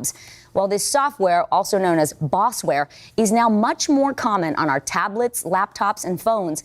And the software can learn a lot more about you. So here's what you need to know, plus what you can do to protect your privacy. At first, we were all sent home with our equipment. Jen Garcia was working from home as a systems engineer when she found a program on her company-issued computer that could take pictures of what was on her screen at any time. Did it feel like an invasion of your privacy? Yeah, definitely. We had no idea that this had been deployed.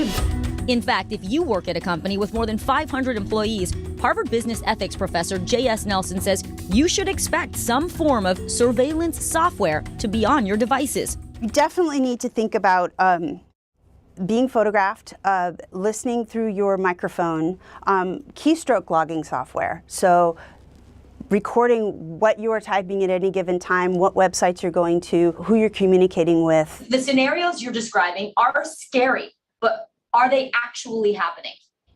Yes. When COVID-19 pushed people to work remotely who could work remotely, we saw sales of workplace surveillance software more than triple. A recent study by an internet privacy firm found 68% of bosses and 47% of IT departments can access recordings from corporate devices. And it can get really personal. For example, did your company's wellness program provide fitness monitors like Fitbits? Nelson warns all that biometric data, your weight, heart rate, body temperature, and more, could be used by your company. When a company says, we need this kind of monitoring for our employees who are working from home, what's wrong with it? What do you say? I don't think it's thought through very well. Companies are not as aware as they should be about the downsides of these choices and the message that they are sending to the people who work for them. Which is that we don't trust you. Don't be sneaky. Jason Demers is CEO of Email Analytics. Their software tracks email traffic and response times for customer service and sales. He says the program only reveals the subject line, not the content of the message. He says the software increases email response times by nearly 43%. How do companies balance their need for productivity against the employees' right to privacy? We're all trying to figure out what's that right balance right now. What does work from home? What's okay? And where's the boundary at? We draw the line at seeing what is actually being written in the emails. If you have work-issued technology at home, experts say avoid using it for personal activity. Use a separate phone and computer. And find a private space at home where your devices can't see or hear what your family is doing. You need to demand accountability and transparency from your employer so that you know exactly what is going on in your own home. Jen Garcia says she left her last job in part because of that surveillance software. You're looking at your machine most of the day, and it's completely natural to check your personal email or something like that. And so at any moment, you can have something potentially very private exposed to your employer. Well, experts say the explosion in sales of this surveillance software shows that employers are looking for ways to manage their staff remotely. But they say really it is up to companies to be transparent and to review the ethics involved when this software is now being used in so many more workers' homes. It's not just in the company workspace. You know, Vicki, it feels like spying, but is there some spin to this? Like, is there any benefit to the employees at all? So the company would say, yes, absolutely. Let's say they get data showing that employee is working overtime. Like, why is Savannah working so many hours? Maybe she's at risk of burnout. Then they can address that, right? So they would say that's positive. The other thing, if you hate all those video conferences and meetings and calls, there's a company called ActiveTrack. They monitor employee productivity, and they found that those meetings and video calls are the #1 disruption to employee focus. So that might mean you get fewer meeting invites once the managers realize these meetings are kind of taking away from the bottom line. Hallie Jackson Now, weekdays at 5 on NBC News Now. You think it's been healthy for the Democratic Party to highlight the division in the party? What does an exit ramp for Putin look like that allows him to save face? How much of this is on the CDC and how much of this is on Washington? If it's Sunday, it's Meet the Press. What are you doing for teachers who feel that they're being stretched too thin? Did you understand how prevalent hunger was in your own community? We're here to start conversations about the big things happening in our world, because it's not my job to tell you what to think. My job is to think about what you tell me. Now Tonight with Joshua Johnson, streaming weeknights at 8 on NBC News Now. These days, the news never stops. The morning's headlines change by afternoon, and by the end of the day, it's all totally different. So let's get into it. What's happening right now, what it all means for you for an hour every day. I get it. I know that it can be hard to keep up. So let's get started together and go from there. Hey, I'm Hallie Jackson, and we have a ton going on tonight. Here's the deal. Hallie Jackson Now, weekdays at 5 on NBC News Now.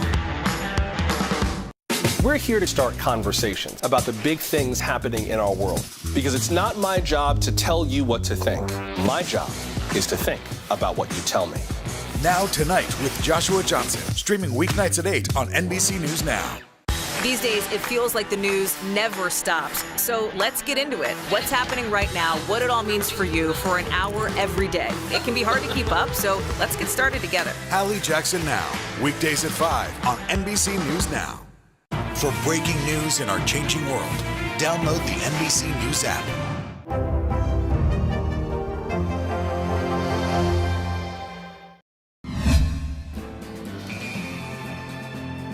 I mean, the buzz is palpable because we are so excited to be catching up with the great Sam Elliott. Starred as Virgil Earp in the classic Western Tombstone, then donning the cowboy hat once again when he narrated the film The Big Lebowski. And Sam earned an Academy Award nomination for his role in A Star is Born. Such a superstar. We love him, right? Yes. We can't stop talking about Sam Elliott. Now in the series 1883, Sam plays Shea Brennan, a Civil War veteran who's leading a group of immigrants through the Great Plains. The journey is dangerous, of course, and when a young girl loses someone she cares about, Shea offers some wisdom.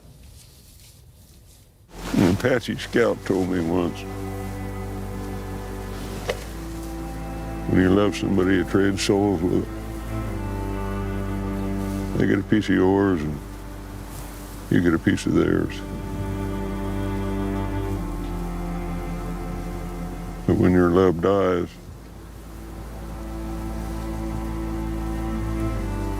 a little piece of you dies with them. That's why it hurts so bad. And Sam joins us now. Good morning. Good morning. Good morning. It is so nice to see you and to hear your voice extra gravelly first thing in the morning out there in LA. You know, this role seems to be made for you. This is a prequel to Yellowstone. I was surprised to hear you actually turned down a role in Yellowstone. So what made you say yes to this, the prequel? Oh God, it wasn't like a big deal turning a role down in Yellowstone. It was a thing that Taylor really kind of talked about more than anything else with me, and it didn't speak to me. It wasn't any big deal. It was a very small part, and it came at a time when I was busy and had other things doing. But Taylor said that one of these days we'll work together, and then here we go. He came back to me with 1883, and there was no turning this part down. You know, Sam, one of the things about this show that is so great, and like Yellowstone too, it takes you there. I mean, everything from the acting, the writing, to even the costumes, it just feels so authentic. What's it like, though? Because you have to wear so many layers to film some of these scenes in that heat. I mean, does it get to you as an actor, or do you kind of embrace it? Is there chafing? Yeah, I think you have to embrace it. If you let it get to you, then it's just no fun. You know, if you just kind of go with it, you just realize that, you know, things weren't that easy on the Oregon Trail. You know, and we had it a lot easier than they did, needless to say. You know, I mean, there was a craft service guy to turn to for a cup of coffee anytime you wanted it. That's fun. On that note, you know, look, it's epic, an epic series that shows, you know, like you said, the hardships of traveling through the Great Plains. Your character teaches people how to survive and navigate the Wild West. Do you ever think about how you would have navigated that in real life? How I would have navigated Yeah, it? how you would have fared. Sometimes I watch those shows and I wonder where I would be in the mix of it. Oh, yeah, I know for a fact that I'm not tough enough to have gone down or up the trail as it speaks. I think there's a number of people out there, however, between the key cities, so to speak, that could make that trek pretty easily. The horsemen out there, and the people that can survive in the outdoors, people that are used to being in the outdoors. Sam, you've paid. I think it's an easier trip today than it would have been back in those days. Sure. Yeah, absolutely. You played a number of cowboys in your career. What is it about that career, about that job, that seems to speak to you in playing these characters? About that genre? Yeah. Yeah.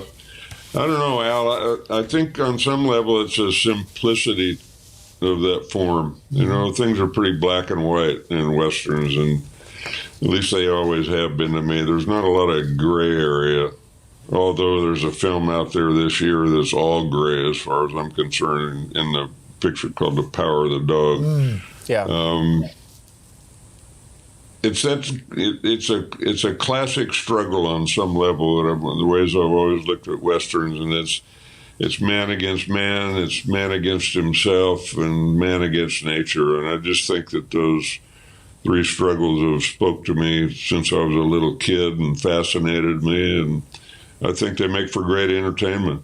And you've also, particularly in Taylor Sheridan's hands, you've leaned into the mustache, obviously. Even when you that Super Bowl commercial a couple of years ago with Lil Nas X. Do you really embrace this? I mean, people love this mustache.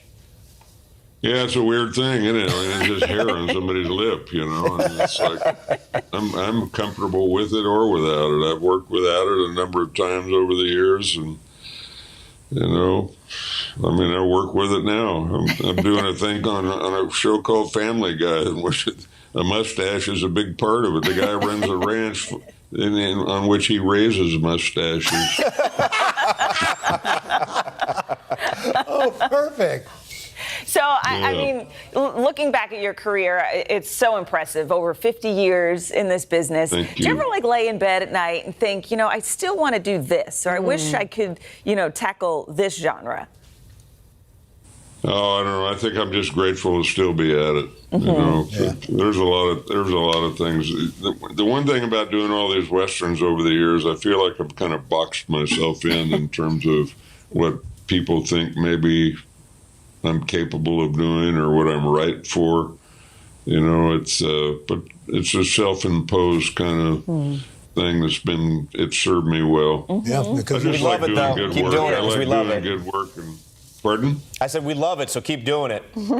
I appreciate it. Thank you very much. Thank you so much, Sam, for joining us this morning. It's nice to talk to all of you. Thanks for your time. Absolutely. Thank you. Yeah. The season finale of 1883, it airs this Sunday on Paramount+.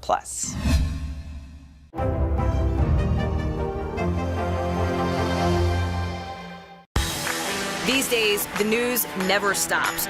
The morning's headlines change by afternoon, and by the end of the day, it's all totally different. So let's get into it. What's happening right now, what it all means for you for an hour every day. I get it. I know that it can be hard to keep up. So let's get started together and go from there. Hey, I'm Hallie Jackson, and we have a ton going on tonight. Here's the deal. Hallie Jackson Now, weekdays at 5 on NBC News Now. This is a very different kind of program. We're here to start conversation about the big things happening in our world. Professor, I'm not asking you to predict the future, but what do we think that the new normal is going to be? Is part of this that everyone's rethinking their jobs during this pandemic and their relationship to their employers? What is your biggest tip for any parent who's concerned about this? It's not my job to tell you what to think. My job is to think about what you tell me. Now Tonight with Joshua Johnson, streaming weeknights at 8 on NBC News Now. NBC News, streaming free now. The Sunday Sit Down with Willie Geist podcast. It's the conversations you want to have with the people you'd love to meet. Get your money's worth. Unedited, unfiltered. See ya! Sit down with Willie and listen wherever you get your podcasts. NBC News, streaming free now. From the Kardashians to Elvis, there's a lot of Hollywood news to keep up with this week. There sure is, and our pal Justin Sylvester has been working his sources to get the scoop. Hey, Justin, good to see you, man. Hi, Justin. Good morning, guys. How are you? Morning. Good. Okay, there's a huge movie that's coming out. We can't wait to see it. You know what? And you can actually bring your parents to see this one. It is Baz Luhrmann's highly anticipated Elvis biopic. Austin Butler plays the King of Rock, and Tom Hanks plays his infamous manager. Take a look at this.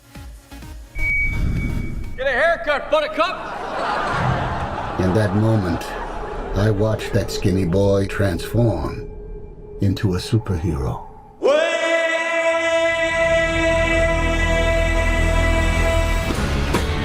I wish to promote you, Mr. Presley. Are you ready to fly? I'm ready. I just gotta be making the most of this thing while I can. This can all be over in a flash. Wow. Justin. Okay. Come on now. So let me tell you guys something. This is going to be special. It's Elvis in 3 different stages of his life. Childlike Elvis, hot Elvis, and kind of big Elvis. And Austin pulled a Gaga in this one and spent a whole year in vocal coaching. Now, I don't want to jinx it, but I'm going to say 3 things that are going to freak you out. Okay. Remember, Rami Malek won Best Actor for playing Freddie Mercury in Bohemian Rhapsody. Yes. Then you had Jamie Foxx, who won the same award for Ray. Yes. And we all know what happened when J-Lo played Selena. I think that this could be Austin Butler's entry into the solar system. And nothing says Oscar like Tom Hanks playing a criminal in prosthetics. Come on. Are you with me? We are in. Yes. We're 100% in. Okay, there's some music headlines we have to get to, too. Okay, so you know the sexiest thing a man can have is self-awareness, okay? And John Mayer has that right now. He was interviewed by his bestie, Andy Cohen, and he's dishing about his exes, but it's not what you think. Now, instead of name-dropping anyone, he proclaimed himself America's ex. He said that people are still listening to his music, but people have moved on to pining over other stars. Now, he even pointed out that he has fewer Instagram followers than other comparable singers. Now, I'm no mathematician, but Gary, can you help me out? Oh, here we go. All right. He has 5.5 million Instagram followers. That is about 27 times more than I have. So if he's America's ex-boyfriend, I must be America's third cousin you only see once at Thanksgiving. Oh my gosh, you're so much more than that to us, You Justin. sure are. Is he disappointed that the Taylor Swift song was about Jake Gyllenhaal and not him? So listen to this. He actually told Andy Cohen that he likes to hear his ex's music on the radio, and he even said he hopes that they're about him. So wonder no more, John Mayer, they're all about you, okay? I mean, I'll never listen to Your Body is a Wonderland the same again. You know what I mean? By the way, do you think that Jennifer Love Hewitt still puts that on every now and then? Because you know that's about her, right? Yes, I do. Okay, there's Kardashian news. Like every week, you got to bring a little Kardashian. All right, so we can't talk about famous exes without talking about the Kardashians because they all have famous exes. Hulu just released the first promo for their new show. Take a look at this. Can you believe this is day 1? Literally, this is insane.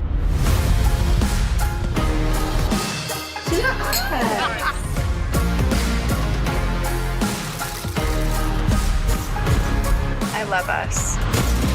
This makes me so happy. She's never had a reaction like that for me, and it's happened like a few times. Okay, so I know what you're thinking. Where's Pete? Where's Kanye? Where's Tristan? Where's all the baby daddy drama? Well, don't be alarmed. It will be front and center. So you know how this was originally supposed to drop in February, right? Mm-hmm. We do. That means that they wrap the season in about December, January. But because of all the Kanye and Pete and all the baby daddy drama, I heard that Hulu picked up the cameras again, which is why they had to back up the show date to April. Whoa. Justin, nobody brings the scoop like you do. There's nobody else that could bring us this Kardashian news. We love you. You know what? I will bring you the Kardashian news if you bring me the queso from Chili's, because it's so damn good. Always. Isn't it good? Always. Let's go to Chili's the next time you're in town. Let's get the Southwestern egg rolls too, okay? Yes. It's so hearty. It's so hearty. You can catch Justin weekdays on Daily Pop on our sister network E. See you, Justin. All right, if you like that, come back tomorrow for more fun on Today. Our friends from the Home Edit will be here to get our organizational skills in tip-top shape. I love them. Sounds good. We'll see you then. Have a great Wednesday. You'll love them too.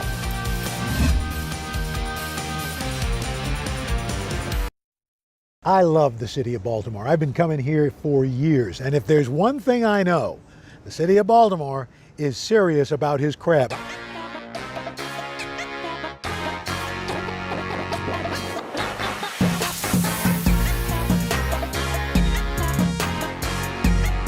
I love Baltimore crabs. This is the starting vine of crabs. And I've been eating crabs since the time I could sit up at a table. It's a little spicy, salty, and savory all in one.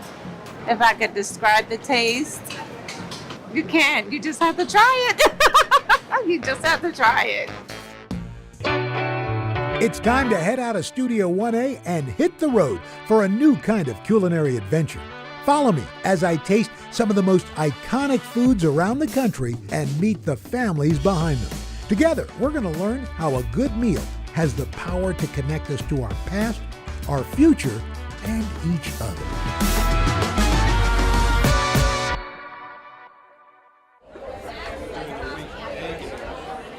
When you think Maryland, you got to think blue crab, an essential part of the state's culture and cuisine. And no place knows how to cook it up quite like Baltimore.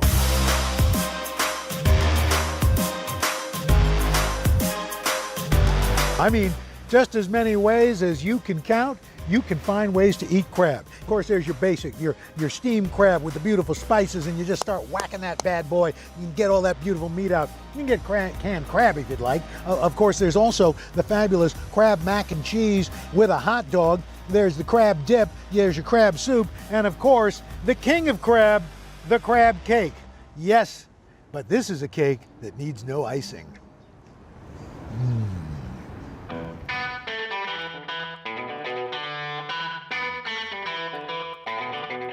Crab cakes have been enjoyed by many for centuries throughout the Chesapeake region. But here in Baltimore, they're a way of life.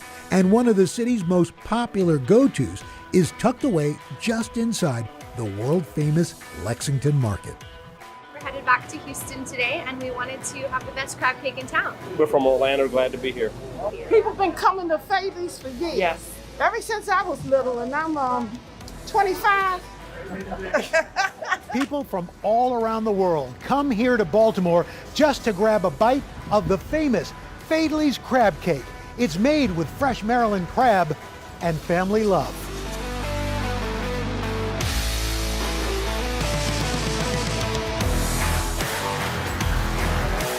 Everybody looks the same. How are you, my dear? Hello. Hello, hello. So good to see you. How are you, sir? You looking good? You're looking great. Got something for you. All right. There you go. There you go. You need one of those. Oh, yeah. There you are. Now I'm feeling really crabby. Pardon me, I've got to get a lawyer because there's a clause I have to have checked. I've known the folks at Fayetteville's Seafood for years, but they've been serving up fresh crab cakes even longer. Hi, I'm Nancy Faidley Devine. I own Faidley Seafood. It's been in my family now for, 4 generations, and the 5th is coming up, so we've been around a long time. I think people are astonished to see my parents at 84 and 89 still working. You can get another 5 cans and do a second batch if you need to with them. People ask her for an autograph, they ask her for a picture, they ask her to hold their babies.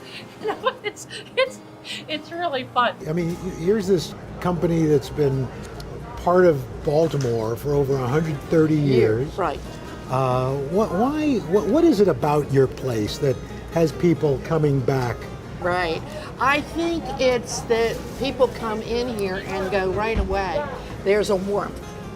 It's like walking into somebody's home they're happy to have you. You know, come and you feel, oh my gosh, I feel at home. And I get people, we were here 20 years, it's exactly the same. In fact, Fadley's still stands in its original location, founded here by John W. Fadley Sr. in 1886. Started off as a seafood stall, but over the generations grew into a Baltimore tradition, led by Bill and Nancy Devine, along with their daughter. Damie Hahn, and I am the 4th generation of Fadleys, so I do everything. Give them a little bit of a smorgasbord of everything. Going over here to fillet a fish, over here to shuck an oyster, over there to steam a crab, back here to fry, up here to make a crab cake, back down on the phone, running in the shipping department. A tray like that is about, 1, 2, 3, 4, 5, 6, 7, 8 bushels of crabs in order to get that tray. That's a lot of picking, and I don't think people realize how much work goes into getting an all jumbo lump. Growing up, did you think you were going to end up here? You were going to be doing this? No, but it was hard to get away from, and I couldn't see it going away. I couldn't see it ending with my parents. So the pandemic hit. Yes. You really had to step up. My father called me and I said, Dad, you guys cannot come in here. You know, we don't know anything about this virus and the effects, especially on the elderly. And I know you want to be here, but you can't. And he said, Damie, do whatever you do, whatever you can to make payroll. It just makes me cry when I think about it. He said, just make sure that we don't have to lay anybody off. I don't want to lay anybody off. I don't want anybody to lose their job. And we did it. And I saw it back when I came here in the 90s, and I still see it today. This truly is a family. Oh, it is a family. and it's funny because I often tell people, Mom and Dad don't treat the employees any differently than they treat me. And that's the God's honest truth. Which could be a good or a bad. That's the God's honest truth. And that's why you end up having so many multi-generation families staying here. That's right. Fadley's isn't just a family-owned business. It's run by family as well. Multiple generations of employees, father and daughter, father and son, mom and daughter, all building a home here. I've been here since a junior in high school, so I've been doing the thing for a while. I'm gonna say it's been around 33, 34 years. And I started at the end of '79, a week before my son was born. I started at 14 years old, and I'll be 42 years old in December. It's always a challenge working with family. A lot of personalities, but you love each other, and it always works. You know, it always works well. What's really, really bad is when your kids are grandmothers. Mom, we were in the middle of an interview. Oh, you just broke in. You have to start over? Yes. You were saying about the challenges of working with family? Just a few of them, you know? Just a few. While the family spirit makes customers feel at home, it's Fadley's crab cakes that keep them coming back. What kind of oil do you cook your crab cakes in? Soybean. Soybean, thank you. So excited to have this crab cake. And I watch people for the first time put it in their mouth and they go, oh my God. And they're standing at a table in a market. Yeah. They're not sitting down to a white tablecloth and having somebody serve it on a silver platter. It's on a paper plate, but it belongs on a silver platter. Nancy created her recipe in 1987, saying she's never changed it. So, besides yourself, how many other people know the Fadley's crab cake recipe? Sleep with her, she won't tell me. He doesn't even know how to make a cup of coffee. Why would I tell him? So some people use breadcrumbs. You use crushed up saltines. Broken saltines, yes. And not fine, because you have to use more. So, and then this is the magic sauce. This the secret sauce? Yes. So it's just enough to mix the ingredients Right. together, nothing more. That's right. And the Mine big has- ball of crab right there. That's it. Boom.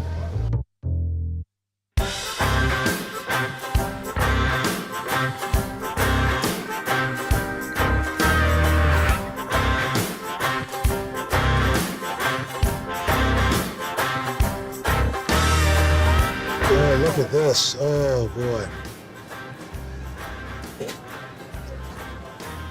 Oh. It was just like I remember eating it 26 years ago. You know what? I'm told that all the time when people come in here. The best part about this is you haven't changed a thing. Now, this is a legacy. Well, we know how the crabs end up, but how do they get them? Let's go find out. Coming up, the generations of black watermen who've made a living pulling in Maryland's most famous catch. Now Tonight with Joshua Johnson, streaming weeknights at 8 on NBC News Now. To cover the news, you have to be in it. We'll take you to the front lines of the story, bringing your news feed to life. Streaming live every night. It's your news playlist. Top Story with Tom Llamas, weeknights at 7 on NBC News Now. What are you doing for teachers who feel that they're being stretched too thin? Did you understand how prevalent hunger was in your own community?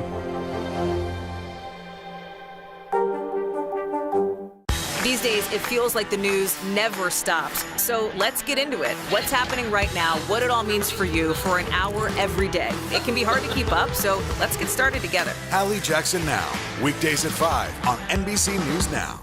The Sunday Sit Down with Willie Geist podcast. It's the conversations you want to have with the people you'd love to meet. Get your money's worth. Unedited, unfiltered. See ya! Sit down with Willie and listen wherever you get your podcasts. Today is now a podcast, available every morning. Listen wherever you get your podcasts. Listen to The Thing About Helen and Olga, new from Dateline, wherever you get your podcasts. Today is now a podcast, available every morning. Listen wherever you get your podcasts. Hallie Jackson Now, weekdays at 5 on NBC News Now. Listen to The Thing About Helen and Olga, new from Dateline, wherever you get your podcasts.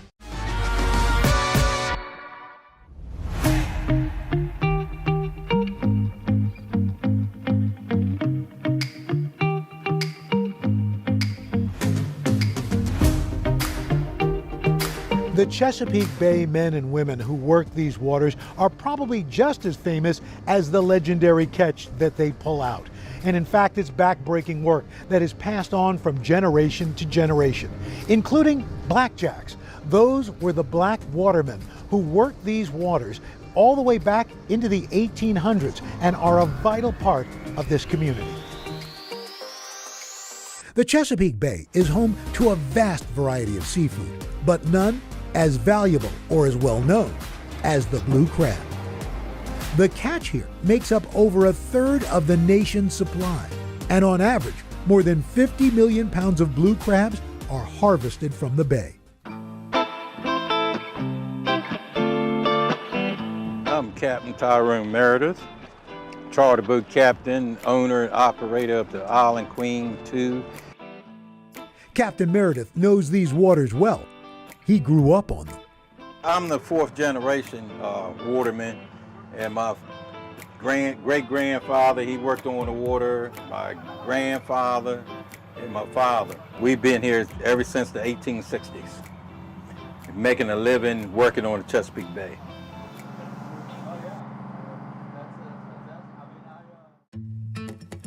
This has been the way of life for generations of watermen here in Kent Narrows, a town just 50 miles south of Baltimore. For hundreds of years, they've caught, processed, and sold blue crabs to markets up and down the eastern shore. By the mid to late 1800s, Kent Narrows had also become one of many unlikely havens on the bay for free and enslaved African Americans. There was more black watermen anywhere on the whole East Coast, probably in the United States.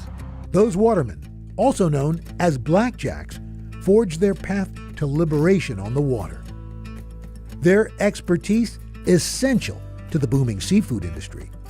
So much so, the government granted some black watermen Seamen's Protection Certificates, providing sailors with American citizenship and a path to economic freedom. Hey, Lois, I'm coming up on you now. Okay, I got you. Yeah?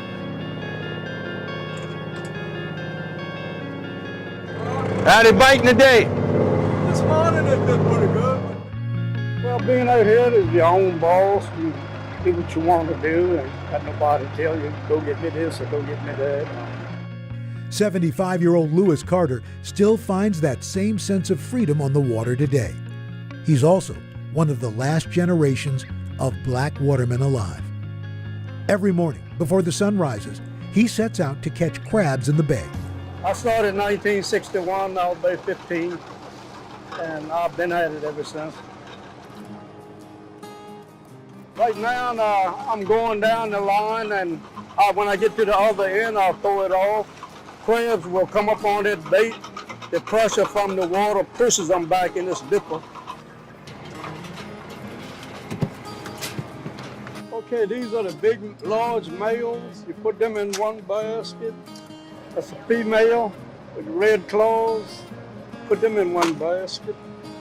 He's one of the last Mohegans left. There's not too many people that still make a living from the water. Most of them moved away, got other jobs, and it's changing because it's harder to make a living from the bay. Crabbing season runs from spring into late fall, but changes in climate, cost, and labor have made each successive year more challenging. As younger generations take up new trades, there are less people working the waters and ultimately fewer black watermen. Back when I started, it was a plenty black watermen, but they died out and the younger ones never taken their place. In one way, it makes me feel bad, you know, and I don't think it'll be no chance no more black watermen. I really do believe that. Captain Meredith estimates there are fewer than a dozen black watermen on the bay. Like many of his peers, he's had to turn to other work. Back when I was crabbing teenager, I caught high as 50 bushel a day. Right now, crab is catching 2 or 3 bushel a day. Now I started running charters, fishing charters, because crabbing started declining and the fishing was more lucrative money-wise. And educational. His charters are an opportunity to keep stories of the Blackjacks alive for generations ahead. Although tradition on these waters is changing, one thing remains the same. Nothing tastes like the Chesapeake Bay Maryland crab. It's got that certain taste to them, and it's the only place like that in the world is the Chesapeake Bay blue crab.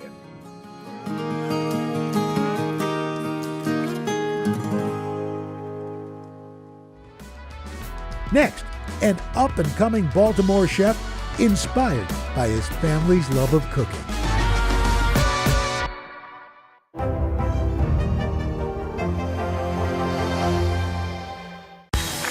These days, the news never stops. The morning's headlines change by afternoon, and by the end of the day, it's all totally different. So let's get into it.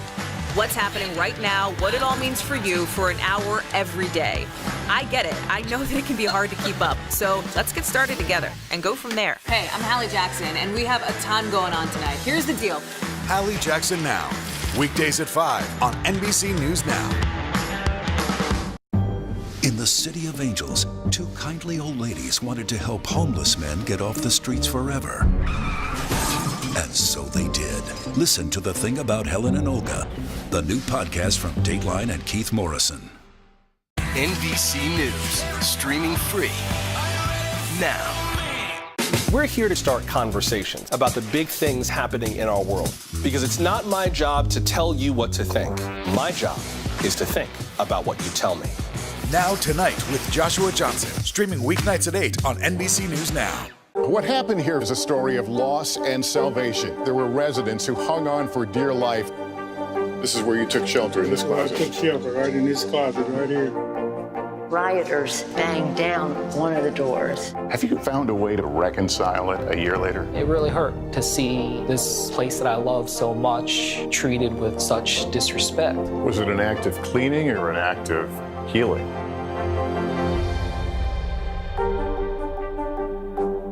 These days, it feels like the news never stops. So let's get into it. What's happening right now, what it all means for you for an hour every day. It can be hard to keep up, so let's get started together. Hallie Jackson Now, weekdays at 5 on NBC News Now. We're here to start conversations about the big things happening in our world because it's not my job to tell you what to think. My job is to think about what you tell me. Now Tonight with Joshua Johnson, streaming weeknights at 8 on NBC News Now. Today is now a podcast available every morning. Listen wherever you get your podcasts. Hallie Jackson Now, weekdays at 5 on NBC News Now. Back in Baltimore, a new generation is putting a spin on the crab cake. So I'm Alex Perez. I'm the owner of Poppy Cuisine. I'm an artist at heart, so cooking, the arts of culinary, that's something that I'm very passionate about. Not necessarily having a recipe to go off of and just getting in the kitchen, freestyling and coming up with a masterpiece. It's that freestyling approach that brings people through these doors, clamoring for a taste.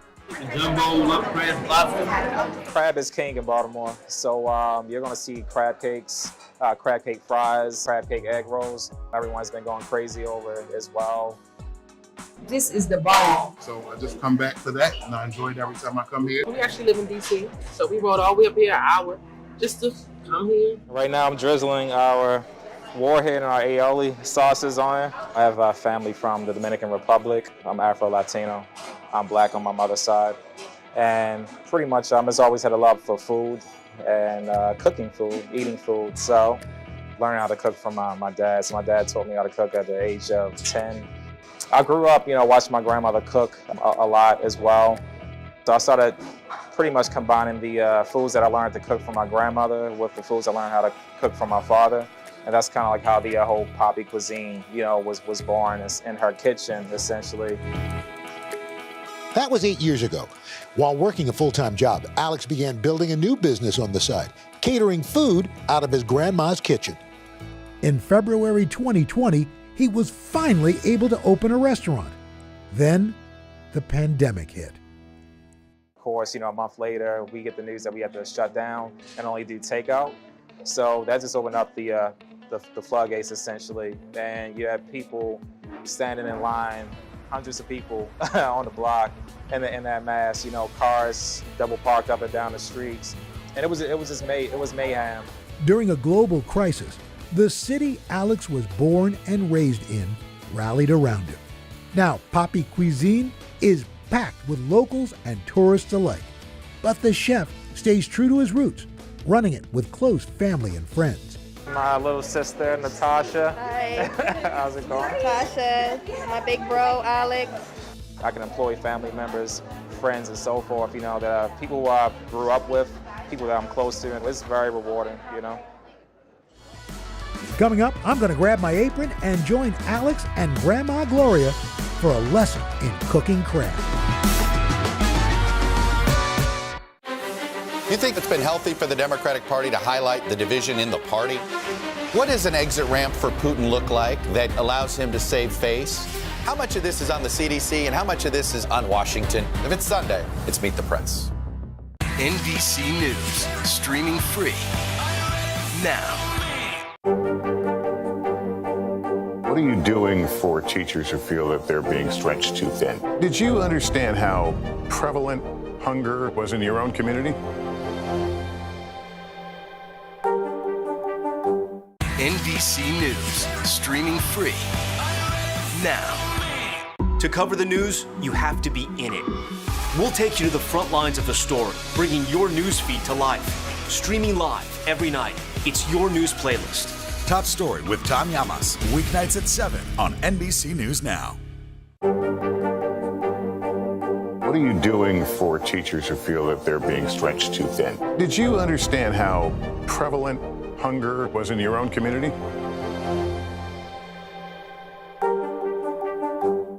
These days, it feels like the news never stops. So let's get into it. What's happening right now, what it all means for you for an hour every day. It can be hard to keep up, so let's get started together. Hallie Jackson Now, weekdays at 5 on NBC News Now. Listen to The Thing About Helen and Olga, new from Dateline, wherever you get your podcasts.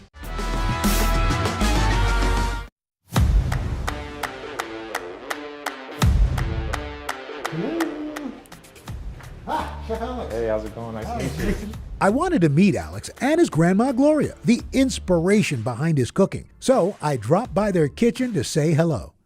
What I know, I picked up from my grandmother, my mother-in-law, and just put my own spin on certain dishes. I didn't follow it to the recipe to the letter. So you're able to ad-lib a little bit. Yeah, but he's always asked me when I fix a dish, well, what did you put in this? How did you do this? And I would tell him, I said, you don't have to follow to the letter, put your own spin. And Alex has done just that, turning the classic crab cake into an egg roll. Genius! The ingredients, simple. A pound of jumbo lump crab, panko breadcrumbs, aged cheddar cheese, egg roll wrappers, and a couple of sauces and microgreens to top it off. There's the star of the show, the crab meat. Put on an apron. I've got rubber gloves on. All right, patient's ready. So how do we get started, Alex? Yeah, so first what you want to do is see, we have some Maryland jumbo lump crab here. So for the most part, it shouldn't have much shells in, but typically I like to sift through it. Just gotta see if there's any shells, and if so, you can put the shells right back in this container. There you go. So Gloria, did you know you were helping raise a culinary genius? Well, no, but I know he liked to eat.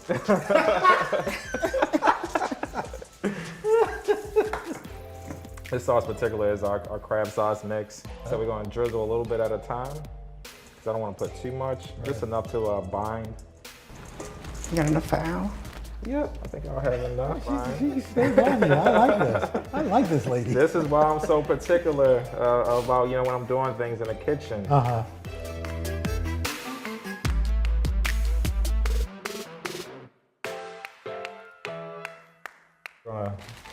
Start actually rolling these things up. Yes. Why do you think this recipe is so popular at the restaurant, the most popular? Well, I think because it pretty much gives you the ability to take a Baltimore favorite and make it handheld and on the go. It's throw in your hand Kind of a street food. Yeah, exactly. Yeah. So I think that's one of the biggest reasons it's very popular. Other than the taste as well. Right. Well, there's that. Yeah, because that's you can take it with you, but if it not tastes good, exactly. Come back for it. Yeah. So what we're going to do is we're going to take like a pinch of crab. It's around like a quarter cup or so. They're going to sit in the middle. That too much? Yeah, we want to take a little bit out, a little pinch out. Actually, we want to put a little bit more in. Yeah. Which is it? All right, so that's perfect right there. That's perfect. And we're gonna literally fold them up envelope style. What is it about cooking and family that is so important? Yeah, I think for me, living a busy life as a business owner and a dad, a husband, and things like that, I feel like food is an opportunity for family to come together, talk about things, especially if you haven't seen each other in a long time. And it's a way for us to connect. So, here you go. Is it true you've never done this before? No, I haven't. It's true. Oh. Could have fooled me that you never did this before. Look at that. Bam! Done! Faster than I did. Wow! Wow! It's a natural grandma thing. Love it. So now we're going to get the deep fryer up here and fry these bad boys up. Oh, absolutely. Woo! If you had to describe the heart of your cuisine, what is it, and how does Baltimore kind of is part of that? Pretty much my story, and I think that connects very well to our Baltimore, because I grew up here, all my life, and I think everything that I faced during the time that I started this company up until now, I've been transparent about, and it resonated very well with the people in Baltimore, and they watched my journey through the years, and I feel like that's really the heart of what I do. Make sure something crisp around the edges and things like that. So that's why I keep turning them, so it doesn't fry on one particular side too much. And just want to even fry. Ooh. Nice and golden. So you want to cut these diagonally.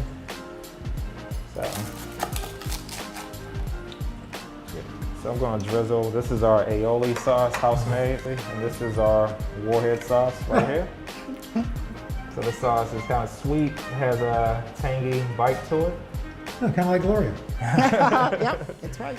Well, I guess there's only one thing left to do. Yeah, and that's Try the them. piece. Yes, yes.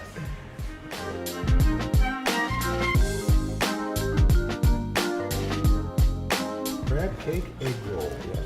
Here we go. Wow. Chef Alex, you have done Baltimore proud. Thank you. Our time here in Baltimore is coming to an end. We tried the traditional crab cake, tasted a modern spin with crab cake egg rolls, and even went straight to the source on the Chesapeake Bay. At the center of it all, one thing still ringing true: food tastes better when you eat it with family.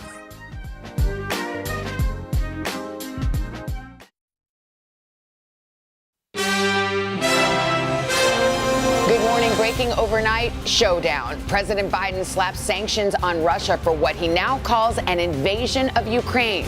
There is no justification. When all is said and done, we're going to judge Russia by its actions, not its words. Just ahead, do the